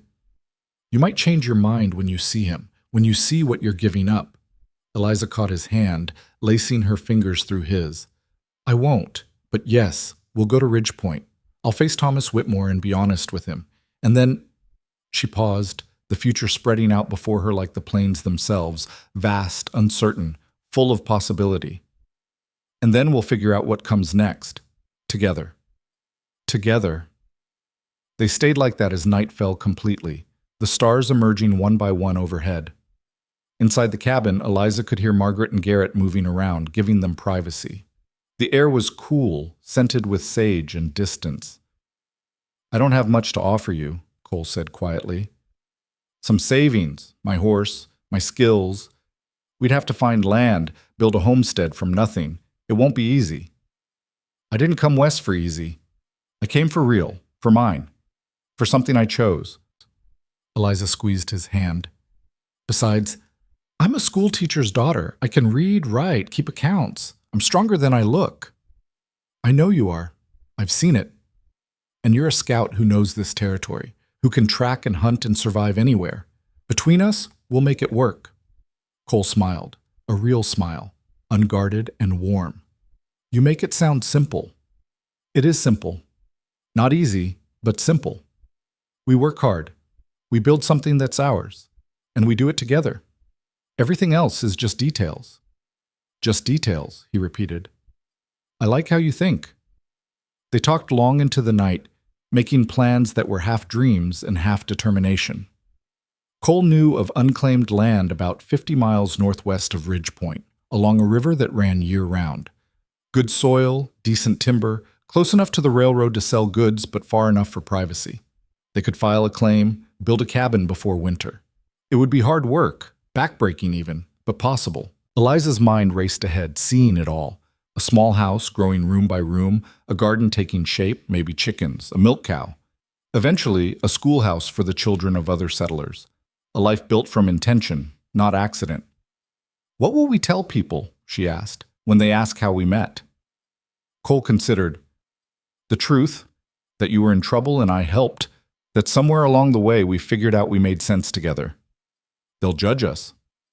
Some will. Others won't care. And the ones who matter will see what we've built and judge that instead." It sounded like wisdom hard-earned. Eliza leaned into him, careful of her injured leg, and Cole's arm came around her shoulders, protective, possessive, gentle, all at once. "I'm scared," she admitted. "Good. Only fools aren't scared. Being scared means you understand what you're risking." He kissed the top of her head. "But I'm scared too, so we can be scared together." Eventually, Margaret came to the door, her expression fond. "You two should get some rest. Tomorrow's another day of healing before you travel." Cole helped Eliza inside, back to the bed where she'd been recovering. As he settled her among the pillows, she caught his wrist. "Don't disappear tomorrow. Don't avoid me because you're afraid I'll change my mind." "I won't. Promise." "I promise." He brushed a strand of hair from her face. "Get some sleep. We've got a long road ahead." "The good kind of long." "Yeah, the good kind." The next day dawned clear and cool. Eliza woke to find her leg significantly improved. The swelling down, the heat gone, the pain manageable. Margaret examined it with approval. "Another few days of rest would be ideal, but I think you can travel if you're careful." She met Eliza's eyes. "You're really doing this, aren't you? Choosing the hard path?" "It's not hard if it's right." "No, it's still hard. But it's worth it." Margaret hugged her, quick and fierce. "You're braver than you know, girl. Don't let anyone tell you different." Cole spent the morning preparing for the journey, checking equipment with meticulous care. Garrett helped him, the two men working in comfortable silence broken by occasional conversation. "You know what you're taking on?" Garrett asked, testing the strength of a rope. "A woman too good for me and a future I don't deserve?" "Yeah, I know." "That's not what I meant." Garrett straightened, his expression serious. "I meant responsibility, partnership. Showing up every day even when it's hard, especially when it's hard. You ready for that?" Cole met his gaze steadily. "I wasn't before, but she makes me want to be. That's got to count for something." "It counts for everything." Garrett clapped him on the shoulder. "You'll do fine. Just remember, marriage is a choice you make every day, not just want to once." Sarah used to say something like that. Smart woman. The smartest. Cole glanced toward the cabin where Eliza sat on the porch, writing something in a borrowed journal. "This feels different, though. Sarah and we grew up together, slipped into marriage like putting on old clothes. With Eliza, it's deliberate," Garrett supplied. "You're choosing each other with eyes wide open. That's rarer than you think." By afternoon, they were ready to leave. Eliza had written a long letter to Thomas Whitmore, explaining everything with as much honesty and kindness as she could manage. She'd also written to her mother, knowing that letter would bring both disappointment and relief. Margaret packed food for their journey, more than they needed, but given with such warmth that Cole didn't protest. Garrett pressed a small leather pouch into Eliza's hands. "Herb seeds," he said, "for when you get your garden started. My grandmother's strains, they grow anywhere if you're patient." Eliza's eyes filled with tears. "Thank you for everything. Thank us by building something good, by being happy." Garrett looked at Cole. "Both of you." Cole lifted Eliza onto his horse with practiced care, then swung up behind her. The familiarity of the position, his arms around her, his chest solid against her back, felt like coming home. "Ready?" he asked quietly. "More than ready." They rode out with Garrett and Margaret waving from the porch, two more people who'd proven that kindness still existed in the hard spaces of the world. As the homestead disappeared behind them, Eliza felt no regret, only anticipation. The journey to Ridge Point took 2 more days, but they were different from the desperate rush before. They traveled slowly, carefully, stopping often to rest Eliza's leg. Cole taught her things as they rode: how to read the land for water, which plants were edible, how to tell direction by the stars. Eliza taught him in return: poetry she'd memorized, mathematical puzzles, the proper way to parse a complex sentence. "You're a strange woman," Cole said after she'd explained the subjunctive mood. "Strange good or strange bad?" "Strange perfect." They made camp each night, and Cole slept close enough that Eliza could hear his breathing. They talked for hours, about everything and nothing, filling in the gaps of their lives. Cole told her about his childhood on a farm in Ohio, about the war that had taken everything and given nothing back. Eliza told him about her father's telescope, about the books that had saved her when her world felt too small. They were learning each other, piece by piece, building something that felt more solid than any foundation poured from concrete. On the afternoon of the second day, Ridge Point appeared on the horizon, a scatter of buildings huddled along the railroad line, smoke rising from chimneys, the promise of civilization after days in the wild. Eliza felt her stomach tighten. Somewhere in one of those buildings was Thomas Whitmore, waiting for a bride who would never come. The thought filled her with guilt and sadness, but not doubt. Never doubt. "You okay?" Cole asked. "I will be. This is going to hurt him." "I know, but lying would hurt him more." They entered Ridge Point as the sun was setting, drawing curious looks from people on the street. Cole asked directions to the general store, and a boy pointed them toward a solid building on the main street. "Thomas Whitmore's General Store," the sign read. "Established 1873. Cole dismounted and helped Eliza down. Her leg protested the movement, but she could stand now, could walk with support. Together they approached the door. "Want me to come in with you?" Cole asked. "No, this is something I need to do alone." Eliza touched his face, memorizing the concern in his eyes. "Wait for me?" "Always." The store was well kept, orderly, stocked with everything a frontier town might need. Behind the counter stood a man in his mid-30s, average height, brown hair graying at the temples, pleasant features. He looked up as Eliza entered, and his expression shifted from polite interest to recognition to confusion. "Miss Hartwell?" he said uncertainly. "Mr. Whitmore." Eliza moved closer, leaning heavily on the counter. "I apologize for my appearance. There was an incident with the stagecoach. I was injured." "My word, are you all right? Please, sit down." He rushed around the counter, offering his arm. "I'd heard the stage was attacked. I feared the worst when you didn't arrive. I was left behind. A man named Cole Ryder found me and brought me here. Then I owe him a great debt." Thomas settled her into a chair, his manner solicitous. He was exactly as his letters had suggested: kind, proper, concerned. Everything a woman should want. And Eliza felt nothing. "Mr. Whitmore, I need to speak with you honestly about our arrangement." Something in her tone made him pause. "Go on."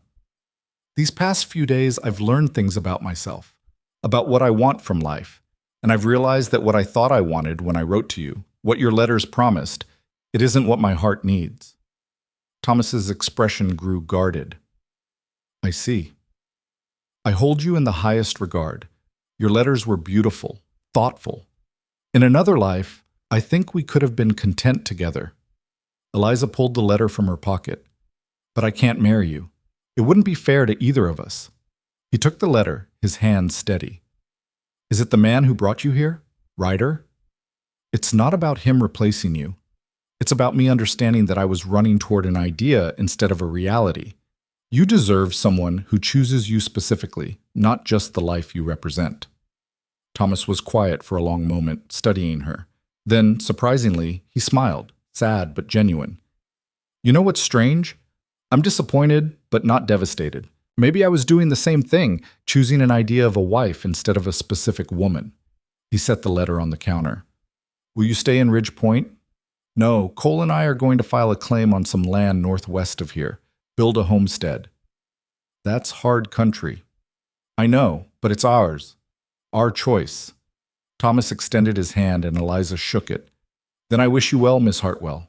Truly. And if you ever need anything, supplies, advice, help, my door is open. Thank you. You're a good man, Thomas Whitmore. So are you a good woman. I hope Ryder knows how lucky he is.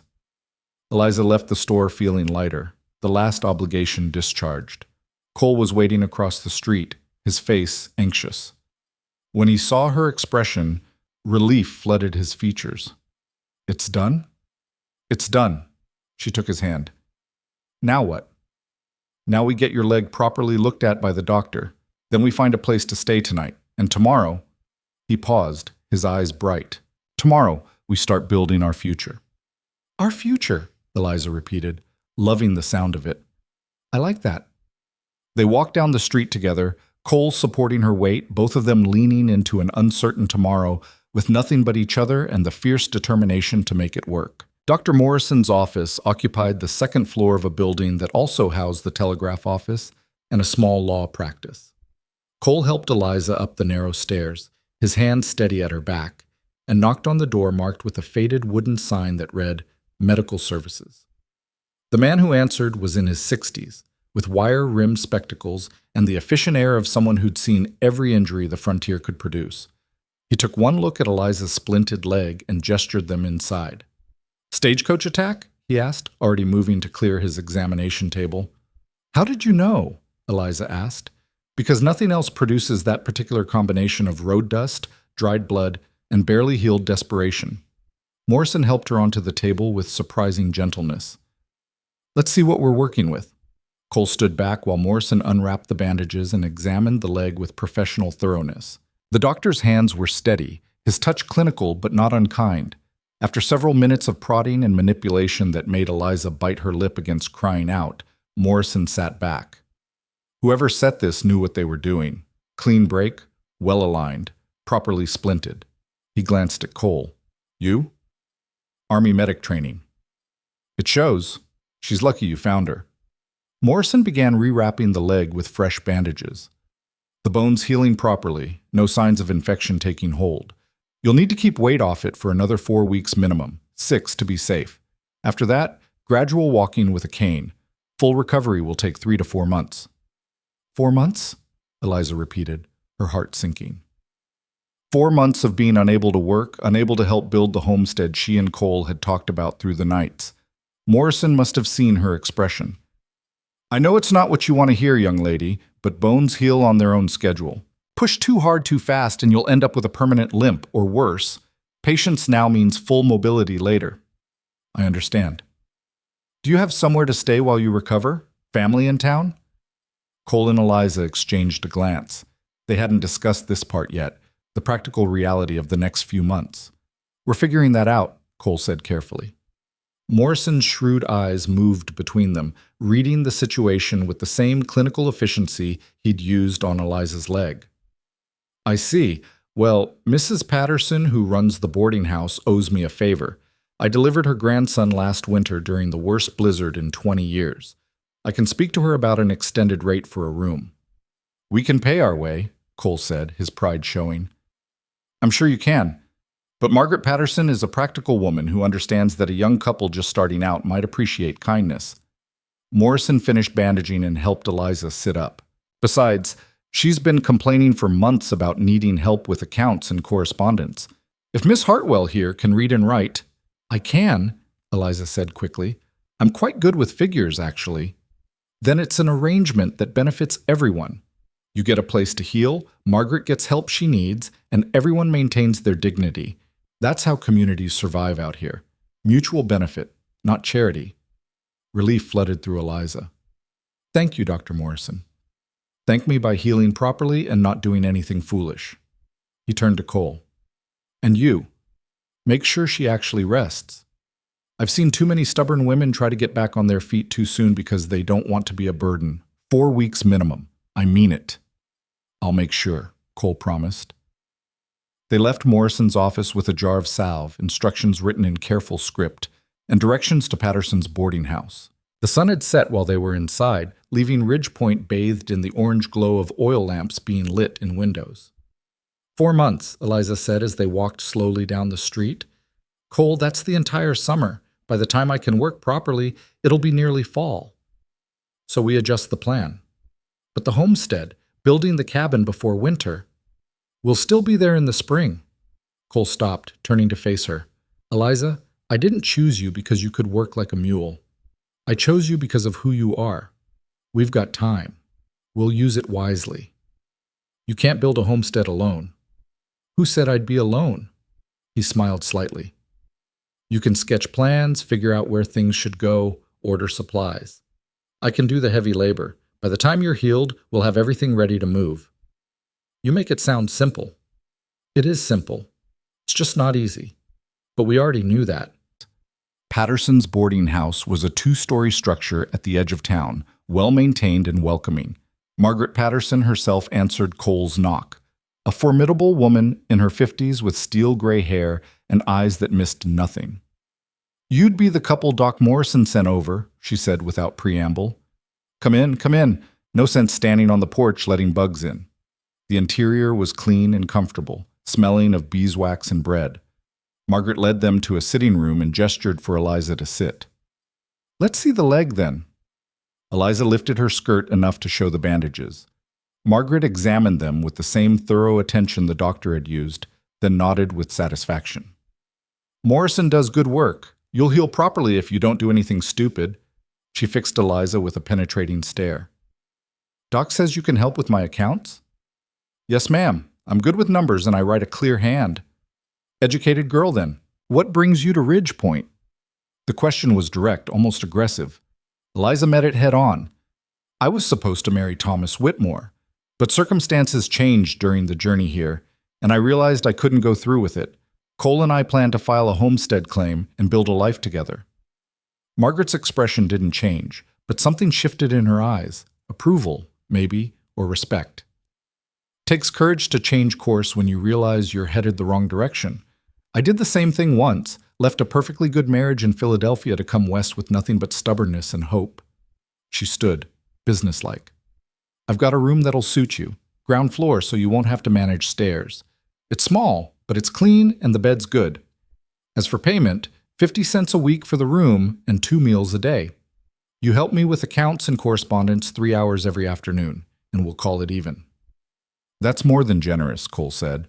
It's fair. I need the help. She needs the rest. You need somewhere to keep her safe while she heals. Everyone benefits. Margaret headed toward the hallway. Follow me.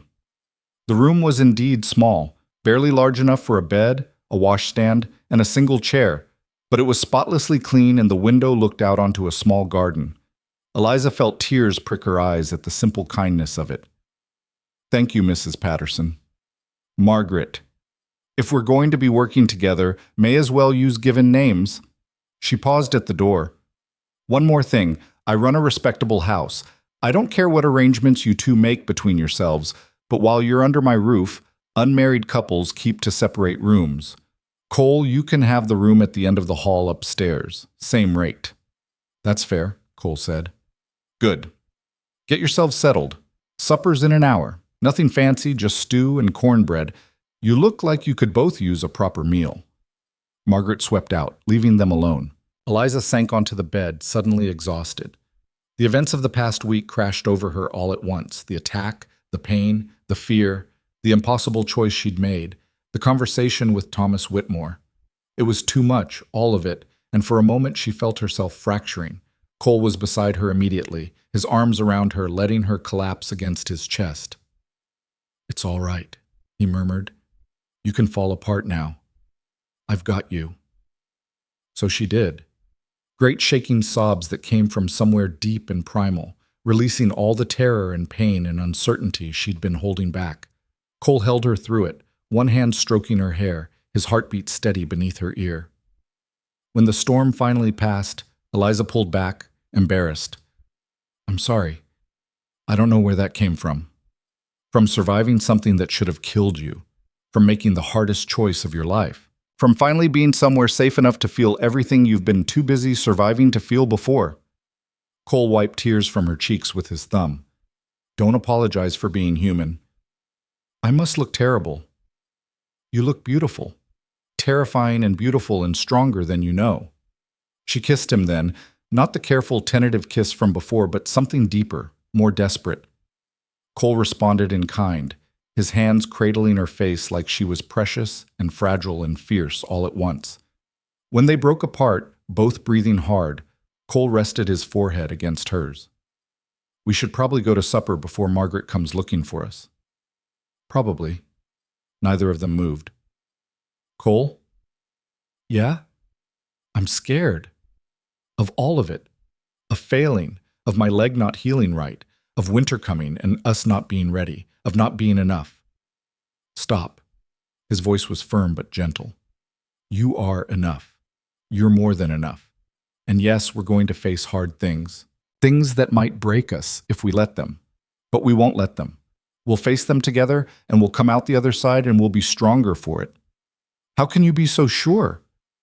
Because I've seen you refuse to quit when quitting would have been easier than breathing. Because I know what I'm willing to fight for now, and it's you, us, the life we're going to build. He stood, offering his hand. Come on, let's go eat stew and start figuring out what tomorrow looks like. Supper was exactly as Margaret had described, simple, hearty, and plentiful. They ate at a long table with the other boarders, a telegraph operator, a young lawyer, a widow who taught at the schoolhouse, and a miner passing through on his way to the mountains. The conversation was easy, punctuated by laughter and the comfortable rhythm of people who'd learned to find community in unlikely places. Afterward, Cole helped Eliza back to her room. At the door, he hesitated. I should let you rest. Stay for a while? Just to talk? So he did. They sat side by side on the bed, shoulders touching, and talked about practical things. Money. Cole had savings from his scouting work, enough to buy supplies and tools. Land. He knew of several unclaimed parcels near good water. Timing. If they filed the claim soon, Cole could spend the summer preparing the site while Eliza healed. I'll need to make trips back and forth, Cole said. 3 days to the land, 3 days back. I don't like leaving you that long, but it's necessary. I understand. Eliza laced her fingers through his. And I won't be alone. I'll have Margaret, the work with accounts, the other boarders. I'll be fine. I know you will be. Doesn't mean I have to like it. What about supplies, tools? We'll need so much. Thomas Whitmore's store should have most of what we need. Might be awkward, but it won't be awkward. Thomas is a good man. He understood. Eliza paused. I should write to my mother. She'll be worried, and she deserves to know what's happened. What will you tell her? The truth. That I came west to marry one man but fell in love with another. That I'm choosing a life that's mine instead of one that's expected. She won't approve. She'll think I'm throwing away security for a fantasy, but eventually she'll understand. She always does. Cole was quiet for a moment. My parents died before the war. I used to wonder what they'd think of the man I became, whether they'd be proud or disappointed. They'd be proud. How could they not be? I've done things I'm not proud of, Eliza. During the war, after. Things that keep me awake sometimes. We all have things we're not proud of. That doesn't define us. What defines us is what we choose to do now, today, tomorrow, who we choose to be going forward. He looked at her then, really looked at her, and Eliza saw wonder in his expression. How did you get so wise? I'm not wise. I just pay attention to what matters. They talked until the lamp oil ran low, and Eliza's eyes kept drifting closed. Cole kissed her forehead and stood to leave. Sleep well. Tomorrow we start building our future. Our future? Eliza murmured, already half asleep. I like the sound of that. The next morning, Cole went to the land office while Eliza began her work with Margaret. The accounts were a mess, months of receipts and orders mixed together with no clear system. But Eliza found she enjoyed the challenge of bringing order to chaos, of making sense from confusion. Margaret watched her work for an hour, then nodded with satisfaction. You've got a head for this. Most girls your age can barely add 2 numbers together, let alone organize a whole ledger system. My father believed education was important, even for daughters, especially for daughters. Smart man. Margaret poured them both coffee. So, You and Cole Ryder. That happened fast. It wasn't quite a question, but Eliza heard the curiosity beneath it. Yes, but sometimes fast is what's real. We didn't have time for the usual courtship, the pretense, the careful dance. We just had survival and honesty and a choice to make. And you chose each other. We did. Margaret sipped her coffee thoughtfully. I'll tell you what I told my own daughter before she married. Love's the easy part. It's everything that comes after that tests you. The hard winters, the failed crops, the babies that don't make it, the times when you're so tired you can barely remember why you chose this life. She met Eliza's eyes. But if you've got someone who'll stand with you through all that, who'll fight beside you instead of against you, then you've got something worth keeping. I think you found that. Don't let it go. I won't. Good. Now let's tackle these invoices from the lumber company. They've been overcharging me for months, and I aim to get my money back. Cole returned at midday with news. He'd filed a claim on 160 acres of land along the Cache River, about 50 miles northwest of Ridge Point. The land was good, river frontage, timber for building, enough open ground for crops and grazing.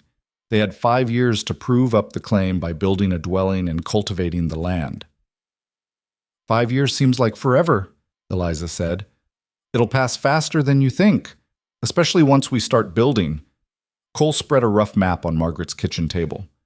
I'm thinking we place the cabin here, on this rise. Good view, protected from north winds, close to water but high enough to avoid flooding. Eliza studied the map, her mind already racing ahead. And the barn here? So the animals have shelter, but we're not living right next to the smell? Exactly. Garden plot on the south side where it'll get full sun. Maybe an orchard eventually, if we can get saplings to take.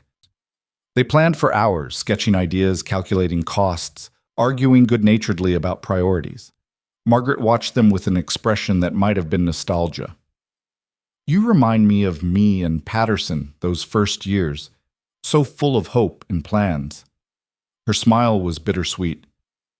Make the most of it. Time has a way of wearing down edges you thought were permanent. Over the following weeks, a routine established itself. Cole would leave for the claim site with tools and supplies, work for 5 or 6 days, then return to Ridge Point for a few days of rest and preparation. Each time he came back, he brought progress. Descriptions of timber cut and stacked, a foundation laid, walls beginning to rise. Eliza spent her days working with Margaret, her leg propped up while she organized accounts and wrote correspondence. In the evenings, she sketched floor plans and garden layouts, read books borrowed from the schoolteacher widow, and wrote long letters to her mother. The first letter back from St. Louis came 3 weeks after Eliza had sent hers. Her mother's handwriting was tight, controlled, the words carefully chosen. I cannot say I approve of your decision, she'd written. You had security within your grasp, and you've traded it for uncertainty with a man you barely know. But I also cannot say I'm entirely surprised. You've always had your father's restless spirit, his need to choose the hard path simply because it's yours. I pray you don't come to regret this, Eliza, but if you do, know that there is always a place for you here. The letter wasn't quite blessing and wasn't quite condemnation. It was, Eliza realized, exactly what her mother could offer. Love wrapped in worry, acceptance wrapped in doubt. She wrote back immediately, describing the boarding house, Margaret's kindness, Cole's dedication to building their future. She tried to make her mother see what she saw. Not recklessness, but courage. Not foolishness, but faith. Whether her mother would understand was another matter entirely. 6 weeks after arriving in Ridge Point, Eliza's leg had healed enough that she could walk short distances with a cane. Dr. Morrison examined it and pronounced himself satisfied. You've been patient, which is more than I can say for most of my patients. Another month, and you should be able to walk normally. The leg might ache in cold weather for a few years, but that's a small price to pay. Can I travel? Cole wants me to see the claim. Morrison considered.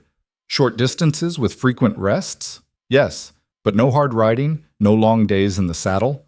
You push it too far now, and you'll set yourself back weeks. Cole arranged for a wagon and gentle mare, padding the wagon bed with blankets. They left on a Thursday morning, Margaret waving from the porch with instructions to be back by Monday. The journey took 2 days of slow, careful travel. But when they finally crested the rise and Eliza saw the land for the first time, everything else fell away. The river ran silver in the afternoon light, cutting through a valley of grass and scattered cottonwoods.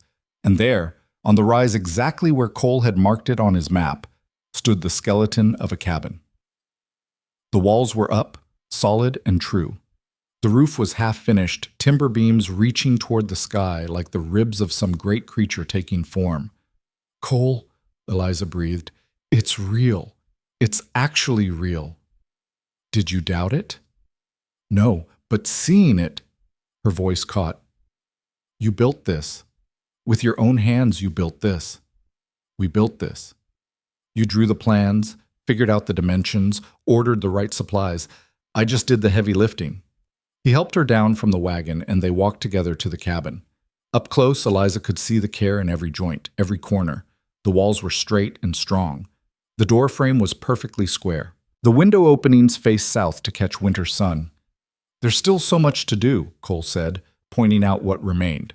"Roof needs finishing, chimney needs building, windows need fitting, floor needs laying, but the bones are good. By first snow, we'll be able to move in." "Move in," Eliza repeated, testing the words. "This will be ours. Our home. Our home." They stood there in the shell of the cabin, surrounded by tools and sawdust and the smell of fresh-cut pine, and Eliza felt something settle deep in her chest. This was real. This was happening. This was the life she'd chosen, taking shape board by board. That night they camped beside the half-built cabin, sleeping under stars so bright they seemed close enough to touch. Cole built a fire and they ate beans and cornbread and talked about what came next. "We'll need furniture," Eliza said. "A bed, a table, chairs. I can't build those. But I can. Rough work. Nothing fancy, but functional. And I can make curtains, quilts, things to make it feel like home instead of just shelter. We'll need a well closer than the river. That's a priority before winter. And a chicken coop. Chickens are easy to keep and the eggs will be valuable." They planned late into the night, their words weaving a future from intention and hope. When they finally fell silent, Eliza lay back against Cole's chest, his arms around her, both of them watching the fire burn down to embers. "Are you happy?" Cole asked quietly. "Happier than I knew I could be.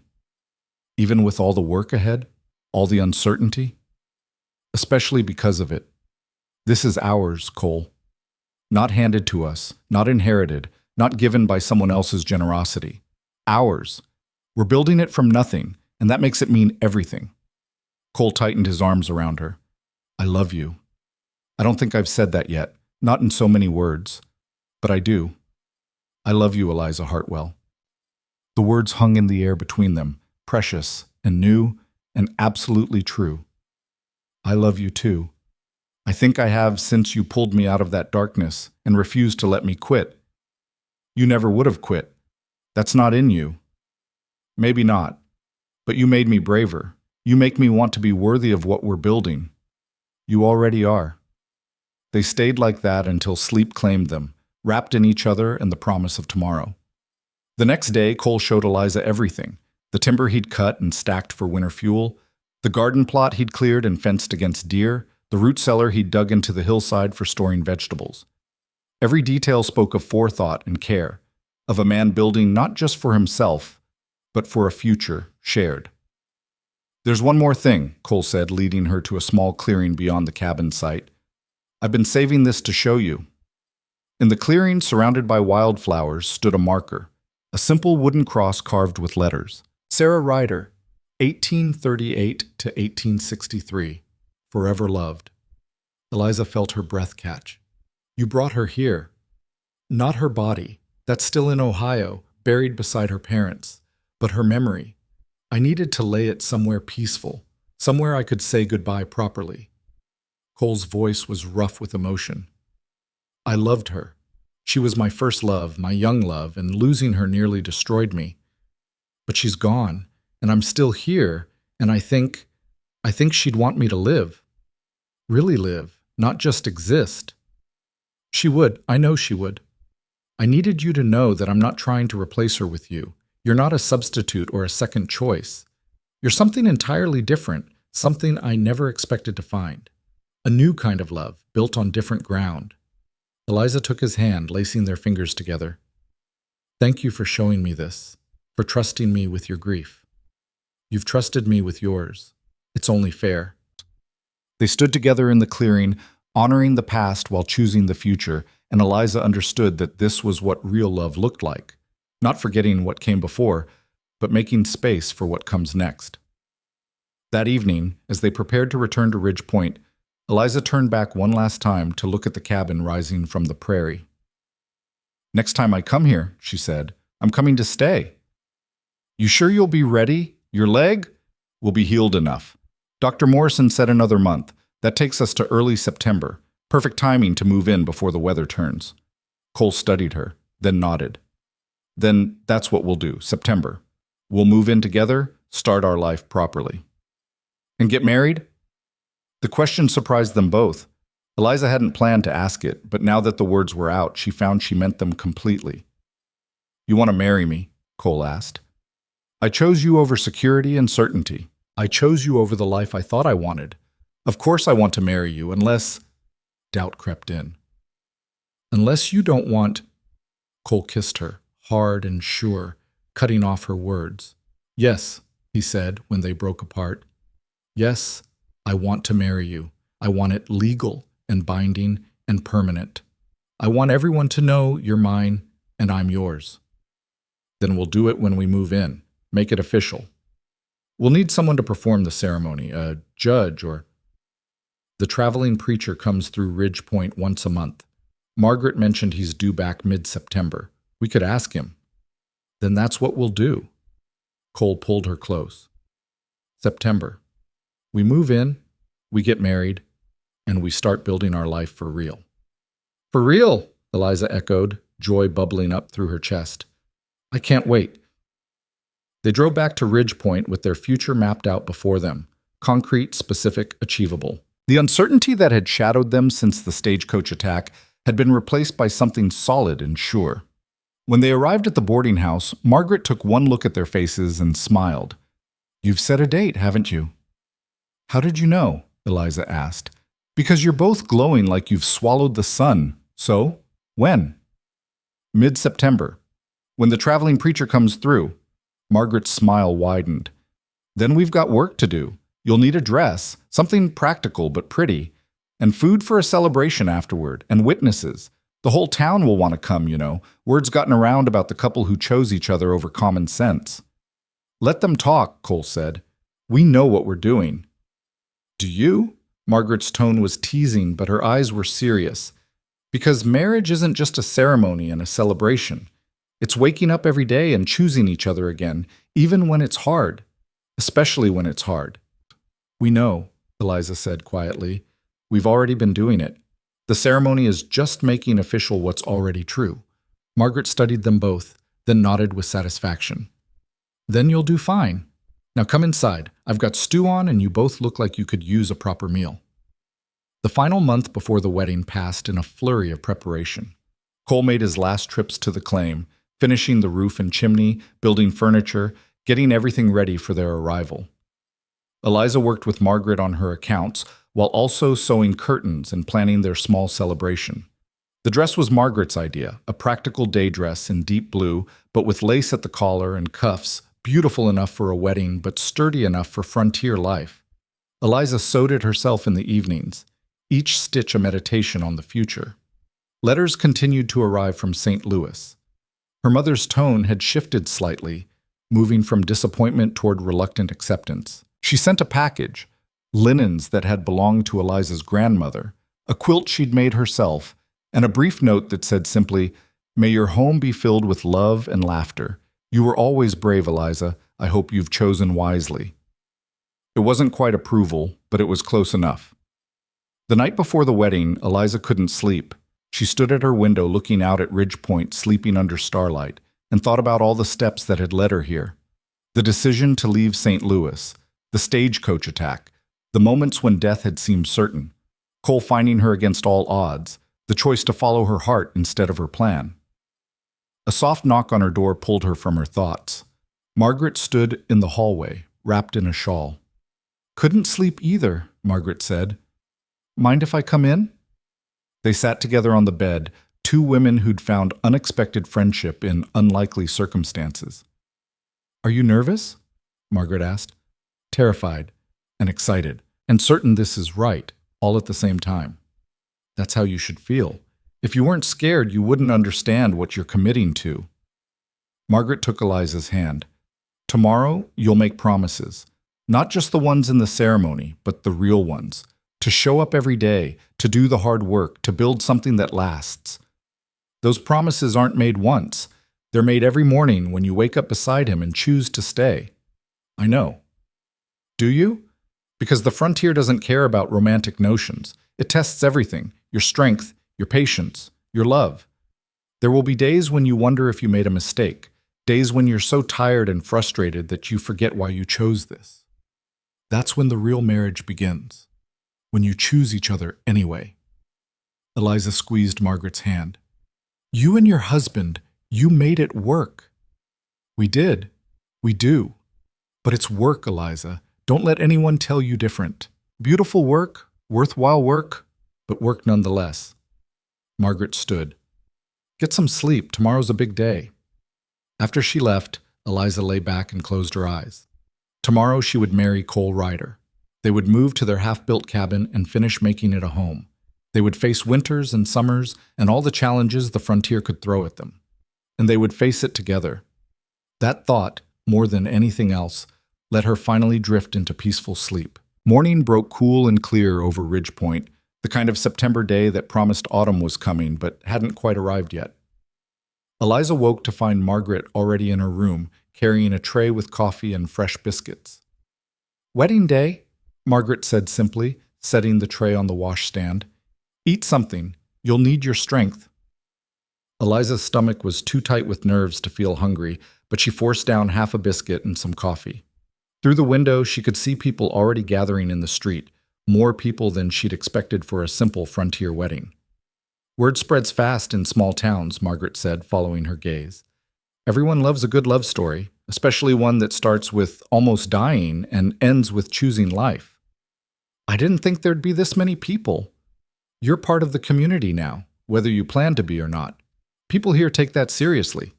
Margaret opened the wardrobe and pulled out the blue dress. Come on, let's get you ready. The process of getting dressed felt both endless and too fast. Margaret helped her with the buttons, adjusted the lace at the collar, pinned her hair up in a style that was simple but elegant. When Eliza finally looked at herself in the small mirror, she barely recognized the woman staring back. She looked strong, capable, happy. You're beautiful, Margaret said quietly. Cole's a lucky man. I'm the lucky one. You're both lucky. That's how it should be. A knock on the door announced the widow schoolteacher, Mrs. Brennan, carrying a small bouquet of wildflowers tied with ribbon. From the children at the school, she said, handing them to Eliza. They heard about the wedding and insisted on contributing something. I hope you don't mind. Eliza felt tears prick her eyes. They're perfect. Thank you. We're all glad you're staying in Ridge Point.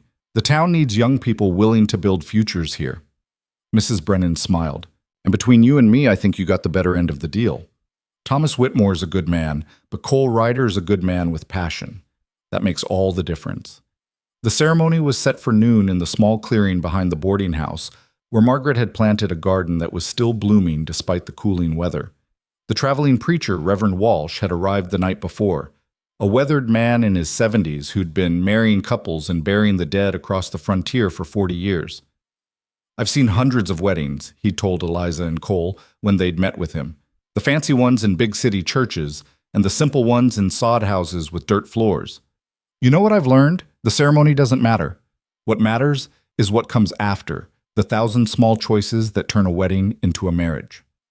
Now, as Margaret led Eliza out to the garden, those words echoed in her mind.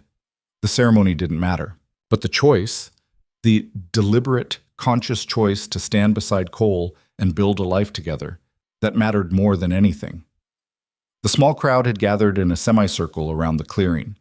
Eliza recognized faces from the past weeks, the telegraph operator, the young lawyer, Dr. Morrison, the shopkeepers and settlers who'd become familiar. And there, standing at the front beside Reverend Walsh, was Cole. He'd cleaned up, shaved, combed his hair, wearing a shirt that looked new and boots that actually shined. But it was his expression that stopped Eliza's breath. He looked at her like she was the answer to every question he'd ever asked, like she was sunrise after the longest night. Margaret walked Eliza forward, her hand steady at her elbow. When they reached Cole, Margaret placed Eliza's hand in his and stepped back. "You take care of each other," she whispered. Cole's fingers closed around Eliza's, warm and solid and sure. "You look beautiful," he murmured. "You clean up pretty well yourself." A ripple of laughter went through the crowd. Reverend Walsh smiled and raised his hands for quiet. "We're gathered here today to witness the union of Cole Ryder and Eliza Hartwell in marriage. Now, I could stand here and talk about duty and obligation and all the traditional things, but I've learned that frontier marriages need truth more than tradition. So let me speak plainly." He looked at Cole and Eliza with eyes that had seen too much of life to be fooled by pretense. "Marriage out here isn't like it is back east, where society and circumstance hold people together even when love fails. Out here, you only have each other. The winters will test you, the work will exhaust you, there will be losses, crops, livestock, maybe children if fortune is unkind. There will be days when survival takes everything you have and asks for more." The crowd was silent, listening. Eliza felt Cole's hand tighten around hers. "But," Reverend Walsh continued, his voice warming, "there will also be moments of such profound joy that they make all the hardship worthwhile. The first harvest from land you cleared with your own hands. The first winter survived in a house you built together. The children, if you're blessed with them, will grow up strong because you showed them what real partnership looks like." He paused, letting his words settle. "Cole Ryder, do you promise to stand with this woman through whatever comes? To work beside her, fight for her, and choose her every day for the rest of your life?" Cole's voice was steady and clear. "I do. I promise." "Eliza Hartwell, do you promise to stand with this man through whatever comes? To work beside him, fight for him, and choose him every day for the rest of your life?" Eliza met Cole's gray eyes and saw her future reflected there, hard and beautiful and absolutely real. "I do. I promise." "Then by the authority vested in me and with these witnesses to attest, I declare you husband and wife. Cole, you may kiss your bride." Cole pulled Eliza close and kissed her, not tentatively, not carefully, but with all the passion and promise and certainty that had brought them to this moment. The crowd erupted in cheers and applause. When they broke apart, both breathless and smiling, Reverend Walsh raised his voice over the noise. "Friends, I present to you Mr. and Mrs. Cole Ryder." The celebration that followed was simple but joyful. Margaret had prepared food, roasted chicken, fresh bread, preserves, and a cake that was more practical than beautiful but tasted like heaven. People brought offerings, tools for the homestead, seeds for spring planting, a set of tin plates, jars of canned vegetables. Each gift came with advice, stories, warnings, and wishes. Thomas Whitmore appeared with a carefully wrapped package. Eliza tensed, but his expression was genuinely warm. "Congratulations," he said, shaking Cole's hand and nodding to Eliza. "I brought you something for your new home." Inside the wrapping was a clock, simple but well made, already wound and ticking. "Every home needs a clock," Thomas said, "to mark the hours, to remind you that time is precious. Use it wisely." "Thank you," Eliza said, meaning it, "for this and for understanding. I do understand, better now than I did at first." He smiled, a little sad but genuine. "You chose well, Eliza. Both of you did." He melted back into the crowd, and Eliza felt the last weight of guilt lift from her shoulders. Thomas would be fine. He was already fine. As afternoon stretched toward evening, people began to drift away, returning to their homes and businesses with promises to visit the homestead come spring. Finally, only Margaret, Garrett, and a few close friends remained, helping clean up the remains of the celebration. "You two should get going," Margaret said, shooing them toward the loaded wagon Cole had prepared. "You've got a 3-day journey ahead, and I want you settled before dark tomorrow." "Margaret," Eliza's voice caught, "I don't know how to thank you for everything." "Then don't. Just build something good. That's thanks enough." Margaret pulled her into a fierce hug. "And write to me. I want to know how you're doing." "I will, I promise." Cole helped Eliza onto the wagon seat, then climbed up beside her. He took up the reins, but before he could signal the horses, Garrett stepped forward. "One more thing," he said, handing Cole a carefully wrapped bundle. "Tools that belong to my father. I want you to have them. Build something that lasts." Cole's throat worked with emotion. "I will, thank you." They pulled out of Ridgepoint as the sun was setting, the wagon loaded with gifts and supplies and hope. Eliza looked back once, seeing Margaret and the others waving, and felt a fierce gratitude for these people who'd become family in the space of weeks. Then she turned forward toward the road that led to their future and didn't look back again. They camped that first night beside a creek, cooking beans over a fire and talking about their plans. Cole had brought the sketches Eliza had made, and they spread them out, adjusting details by firelight. "The chimney's finished," Cole said, pointing to the cabin drawing. "And I built a bed frame. Rough work, but solid. We'll need a mattress, though." "I didn't have time. I brought ticking and straw," Eliza interrupted. "We can stuff it tonight, sleep on it tomorrow. It doesn't have to be perfect to be comfortable." "Nothing's going to be perfect." "I don't want perfect. I want real." She leaned against his shoulder. "Tell me about the land. What's it like now, in early fall?" Cole's voice took on a quality she'd rarely heard, something approaching poetry. "The grass has turned gold. The cottonwoods along the river are just starting to yellow. At dawn, mist rises off the water and makes everything look like a painting. There's a hawk that hunts near the cabin, red-tailed, beautiful, and at night, the silence is so complete you can hear your own heartbeat." "It sounds perfect." "It's not. There's still so much work to do. The well needs digging, the barn needs building. We need to clear more land for spring planting." "Cole." Eliza turned to face him. "Stop listing everything that's not done and tell me one thing that is." He smiled then, understanding. "There's a home waiting for us. Not finished, not perfect, but ours. Built with my hands and your vision. That's real. That's done. Then that's enough. Everything else we'll figure out together." They made love that night under the stars, no longer bound by propriety or Margaret's rules about unmarried couples. It was gentle and fierce and full of promise. Two people claiming each other completely, holding nothing back. Afterward, wrapped in blankets with the fire burning low, Eliza traced the scars on Cole's chest, souvenirs from the war he rarely talked about. "Do they still hurt?" she asked. "Sometimes, when the weather changes, but mostly they're just reminders." "Of what?" "That I survived when I didn't think I would. That pain ends. That there's life after losing everything." He caught her hand, kissing her fingers. "You're my reminder, too. That second chances exist. That choosing hope over fear isn't foolish. It's brave. We're both brave then, and both terrified. Best combination there is." They reached the homestead late the next afternoon, and Eliza's breath caught at the sight of it. The cabin stood complete now, smoke rising from the chimney where Cole must have left a fire banked. The door was painted red, a bright spot of color against the weathered wood. "Red?" Eliza asked. "Old tradition. Red doors mean sanctuary, home. I thought it fit." Cole helped her down from the wagon, and for a moment they just stood there, taking it in. Then, with a grin that made him look years younger, Cole scooped Eliza into his arms. "What are you doing?" "Carrying my bride over the threshold. Some traditions are worth keeping." He carried her through the red door into their home. The interior was simple. One large room with the bed frame in one corner, a table and chairs Cole had built, a stone fireplace, where a fire crackled welcomingly. Sunlight streamed through the south-facing windows, warming everything it touched.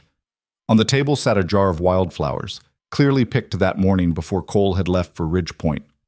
"You thought of everything," Eliza whispered. "I tried, but it's still just a start. We'll add to it, maybe partition off a bedroom eventually, build a loft, add a porch. It's perfect exactly as it is." Cole set her down gently, his hands lingering at her waist. "Welcome home, Mrs. Ryder." "Home," Eliza repeated, testing the word. It fit perfectly. They spent the rest of the day unloading the wagon and settling in. Eliza arranged the gifts they'd received, hanging curtains she'd sewn, placing Margaret's preserves in the small pantry Cole had built. Every item found a place, transforming the cabin from shelter into home. That night, they stuffed the mattress ticking with fresh straw and laid it on the bed frame. It wasn't fancy, but when they finally lay down together as husband and wife in their own home, it felt like the finest bed in the world. "What are you thinking?" Cole asked, pulling her close. "That 3 months ago I thought I was dying alone on the plains, and now I'm here, married, in a home we built, with a future ahead of us. It doesn't seem real." "It's real. I promise you it's real." "Then I'm the luckiest woman alive." "We're both lucky, and we're going to work like hell to deserve it." The first weeks in their new home established rhythms that would define their life together. Cole rose at dawn to tend the animals they'd acquired. 2 milk cows, a dozen chickens, a pair of pigs. Eliza, still favoring her healing leg, managed the house and garden, preserving the last of the summer vegetables, baking bread, keeping accounts. But they worked together whenever possible. Cole teaching Eliza how to milk the cows. Eliza teaching Cole her mother's recipe for preserves. They dug the well together, taking turns with the shovel until they hit water at 15 feet. They built the chicken coop together, arguing good-naturedly about the best placement until they found a compromise that pleased them both. The work was hard, harder than Eliza had imagined. There were days when her hands bled from rough tools, when her leg ached from standing too long, when she was so tired she cried from exhaustion. But there were also moments of such profound satisfaction that they made everything worthwhile. The first egg from their chickens, the first vegetables from the garden they'd planted together, the first snow that fell while they sat inside their warm cabin, safe and together. Winter came early that year, hitting hard in late October. For 3 days, snow fell steadily, piling up past the windows, sealing them into their small world. Cole fretted about the animals, checking on them obsessively. Eliza fretted about their supplies, counting and recounting the food stores. On the 4th day, the snow stopped and the sun emerged, turning the world into a blindingly white wonderland. "We made it," Cole said, standing at the door and surveying the landscape. "First real test and we made it." "First of many," Eliza replied, coming to stand beside him. "But we'll make them all, together." The winter brought them closer in ways Eliza hadn't anticipated. Confined to the cabin for days at a time, they learned the small intimacies of daily life. How Cole liked his coffee, how Eliza hummed while she worked, the way they fit together in sleep, the rhythm of their breathing synchronizing in the darkness. They talked for hours, sharing stories from their pasts, dreams for their future, fears they'd never voiced to anyone else. Cole told her about the men he'd lost during the war, about the guilt that still haunted him sometimes. Eliza told him about the loneliness she'd felt in St. Louis, about the fear that she'd never find a place where she truly belonged. "You belong here," Cole said fiercely. "With me, building this. I know. I finally know." They celebrated Christmas alone, just the two of them, with a simple meal and small gifts they'd made for each other. Cole had carved her a wooden box for keeping seeds. Eliza had sewn him a warm shirt from fabric she'd carefully hoarded. They weren't much, these gifts, but they represented thought and care and love. "Next year," Cole said, "we'll have neighbors to celebrate with. The railroad's bringing more settlers. This whole valley will fill up eventually." "Good. I'd like to have friends nearby. Maybe start that school I used to dream about. We'll build you a schoolhouse, right here on our land, teach the children who'll grow up here." It was a dream, but it felt achievable. Everything felt achievable now. The letter from Eliza's mother arrived in February, carried by a mail rider who fought through snowdrifts to reach them. Eliza's hand shook as she opened it, afraid of what she might find. But her mother's words were different than before, warmer, more accepting.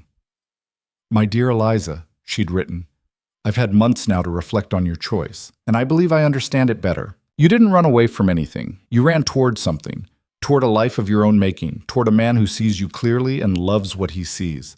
That's rarer than security, more precious than comfort. Your father would be proud of you. I am proud of you. Build your life with joy, and know that you carry my love with you always." Eliza wept reading it, and Cole held her, understanding without needing to ask. "She approves," Eliza managed through her tears. "She finally approves." "Of course she does. You're building something remarkable." "We are. We're building it together." Spring came late but glorious. As the snow melted and the ground softened, Cole began breaking new ground for planting.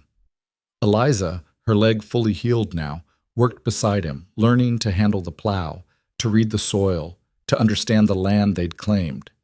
They planted wheat and corn, potatoes and beans, a kitchen garden close to the house. Every seed that went into the ground felt like a promise, a commitment to the future they were creating. In April, their first neighbors arrived, a young couple from Illinois with two small children, filing a claim on land bordering theirs to the east. The Hendersons were friendly and eager, overwhelmed by the work ahead but determined to succeed.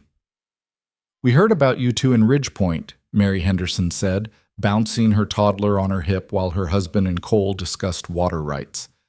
"They said you were the couple who chose love over sense. That gave us courage to try this ourselves." Eliza laughed. "I'm not sure we're the best example. We're still figuring everything out. But you're figuring it out together. That's what matters." The Hendersons became their closest friends and allies.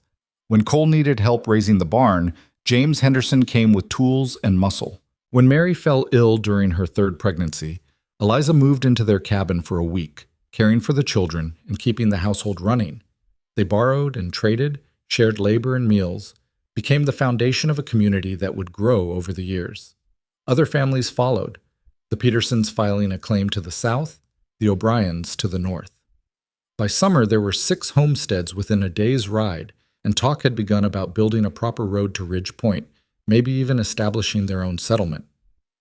"We should name it," Mary suggested one evening when 3 families had gathered at the Ryder cabin for supper. "The settlement, I mean. We can't just keep calling it that cluster of homesteads near the Cache River." "What about Rydersville?" James suggested. "Since Cole and Eliza were here first." Cole shook his head immediately. "No, this isn't about us. It's about all of us choosing to build something here." "Cache Landing?" someone else offered. "New Hope," suggested another. They debated good-naturedly while Eliza served coffee and pie, and eventually settled on Haven Creek, a name that captured both the geography and the feeling of sanctuary they were all seeking. That fall, Eliza discovered she was pregnant. She'd suspected for weeks but hadn't said anything, afraid to voice hope that might be premature. But when Dr. Morrison confirmed it during one of his quarterly visits to the growing settlement, she could no longer contain her joy. Cole's reaction was everything she'd hoped for, and more. He picked her up and spun her around, laughing with pure delight, then set her down carefully as if she might break. "A baby," he kept saying. "We're having a baby." "We are. Next spring, if Morrison's calculations are right." That night, lying in bed with Cole's hand resting protectively on her still flat stomach, they talked about names and nurseries and all the ways their life was about to change. "I'm terrified," Eliza admitted. "What if I'm not a good mother? What if something goes wrong?" "Then we'll figure it out, together, like we figure out everything else." Cole kissed her temple. "You're going to be an amazing mother.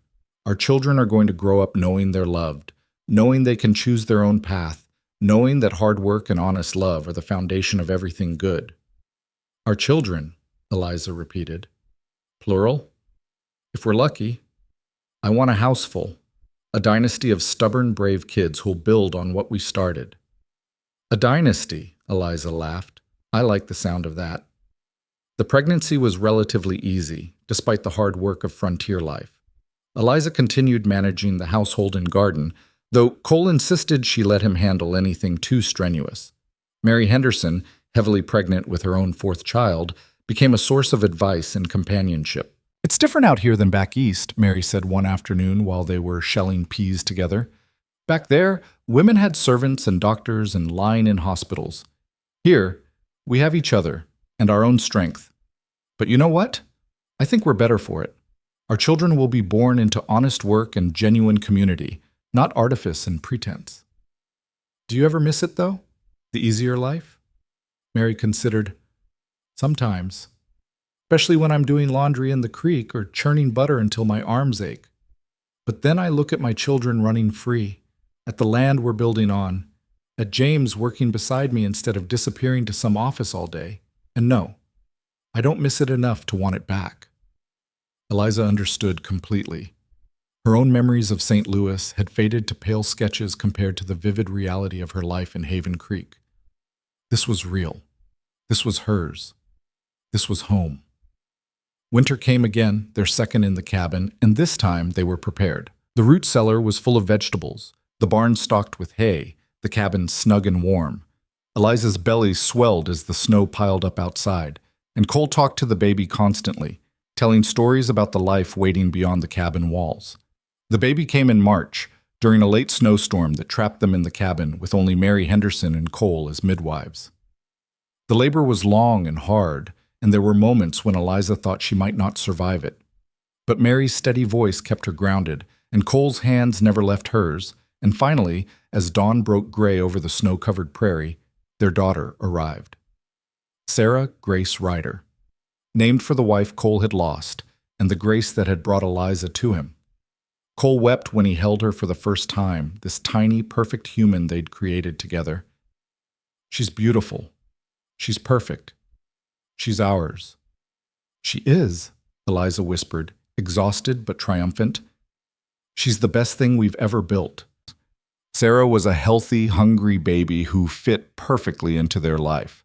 Cole proved to be a natural father, patient, gentle, completely besotted.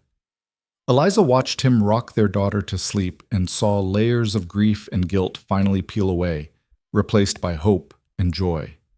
Spring brought new challenges. With a baby to care for, Eliza couldn't work as hard as she had before. But the community rallied. Mary Henderson brought meals. The Peterson women helped with laundry and garden work. James and the other men helped Cole with the spring planting. "This is what community means," Mary said one afternoon while watching the children play. "We lift each other up, we share the load. None of us could do this alone." By summer, Haven Creek had grown to 12 homesteads, and there was serious talk of establishing a school.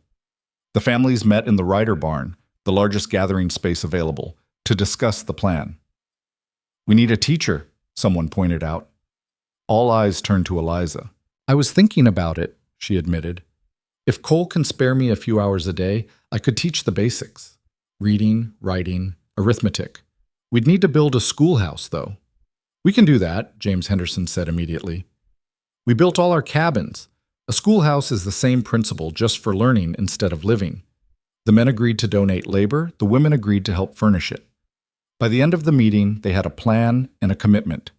Construction would begin after harvest. That fall, the schoolhouse rose on a plot of land donated by the Ryders. A simple structure with windows facing south for light and a stone fireplace for warmth. It wasn't much, just one room with rough benches and a board for writing. But to Eliza, standing in it for the first time with Sarah on her hip, it represented everything she'd dreamed of. "What do you think?" Cole asked, coming up behind her. "Is it what you wanted?" "It's better, because it's real. Because we built it together, all of us." The school opened in October with 8 students ranging in age from 5 to 14. Eliza taught them reading and writing, arithmetic and history, using books donated by families and ordered from Ridgepoint. Sarah played in a corner while her mother worked, learning letters by osmosis. The children were eager, hungry for knowledge. They came from families who understood that education was the key to building better lives. Eliza found teaching them more rewarding than she'd ever imagined. "You're good at this," Cole said one evening, watching her prepare lessons by lamplight. "The children love you." "I love them too. They're so full of potential, of possibility. Teaching them feels like planting seeds. You don't always know what will grow, but you know it's going to be something good. Like everything else we've planted." Years passed in a rhythm of seasons and work. Sarah grew from baby to toddler to curious child. A son followed 2 years later, Jacob Cole Ryder, then another daughter, Emma. The cabin that had seemed so spacious grew cramped, so Cole added rooms, built a loft, expanded until they had a proper house. The school flourished. More families moved to Haven Creek, drawn by the growing community and the promise of land. The road to Ridgepoint was improved, then eventually a branch railroad line was extended out, making the settlement truly accessible. Eliza continued teaching, watching her students grow and learn, and eventually file their own homestead claims. Some of them stayed, building on what their parents had started. Others left for education or opportunities elsewhere. But they all carried with them the lessons Eliza had taught, that hard work mattered, that honesty mattered, that choosing your own path was the bravest thing you could do. Cole built steadily, expanding their homestead, helping neighbors raise barns and dig wells, serving on the settlement council when Haven Creek incorporated as an official town. He was respected, valued, a cornerstone of the community they'd helped create. And always, always they chose each other. Through good harvests and failed crops, through the birth of children and the death of friends, through winter storms and summer droughts, they chose each other every single day. One evening, 15 years after Eliza had first arrived in Ridge Point, expecting to marry a man she'd never met, she and Cole sat on the porch of their expanded house watching the sunset. Their children were inside, Sarah helping her younger siblings with homework, the sound of their voices drifting through open windows. "Do you ever wonder what would have happened if you'd married Thomas Whitmore?" Cole asked, his arm around her shoulders. Eliza considered the question seriously. "Sometimes, but I don't wonder if I made the right choice. That's never been a question. No regrets? Not one. This life..." She gestured at the house, the land, the town visible in the distance.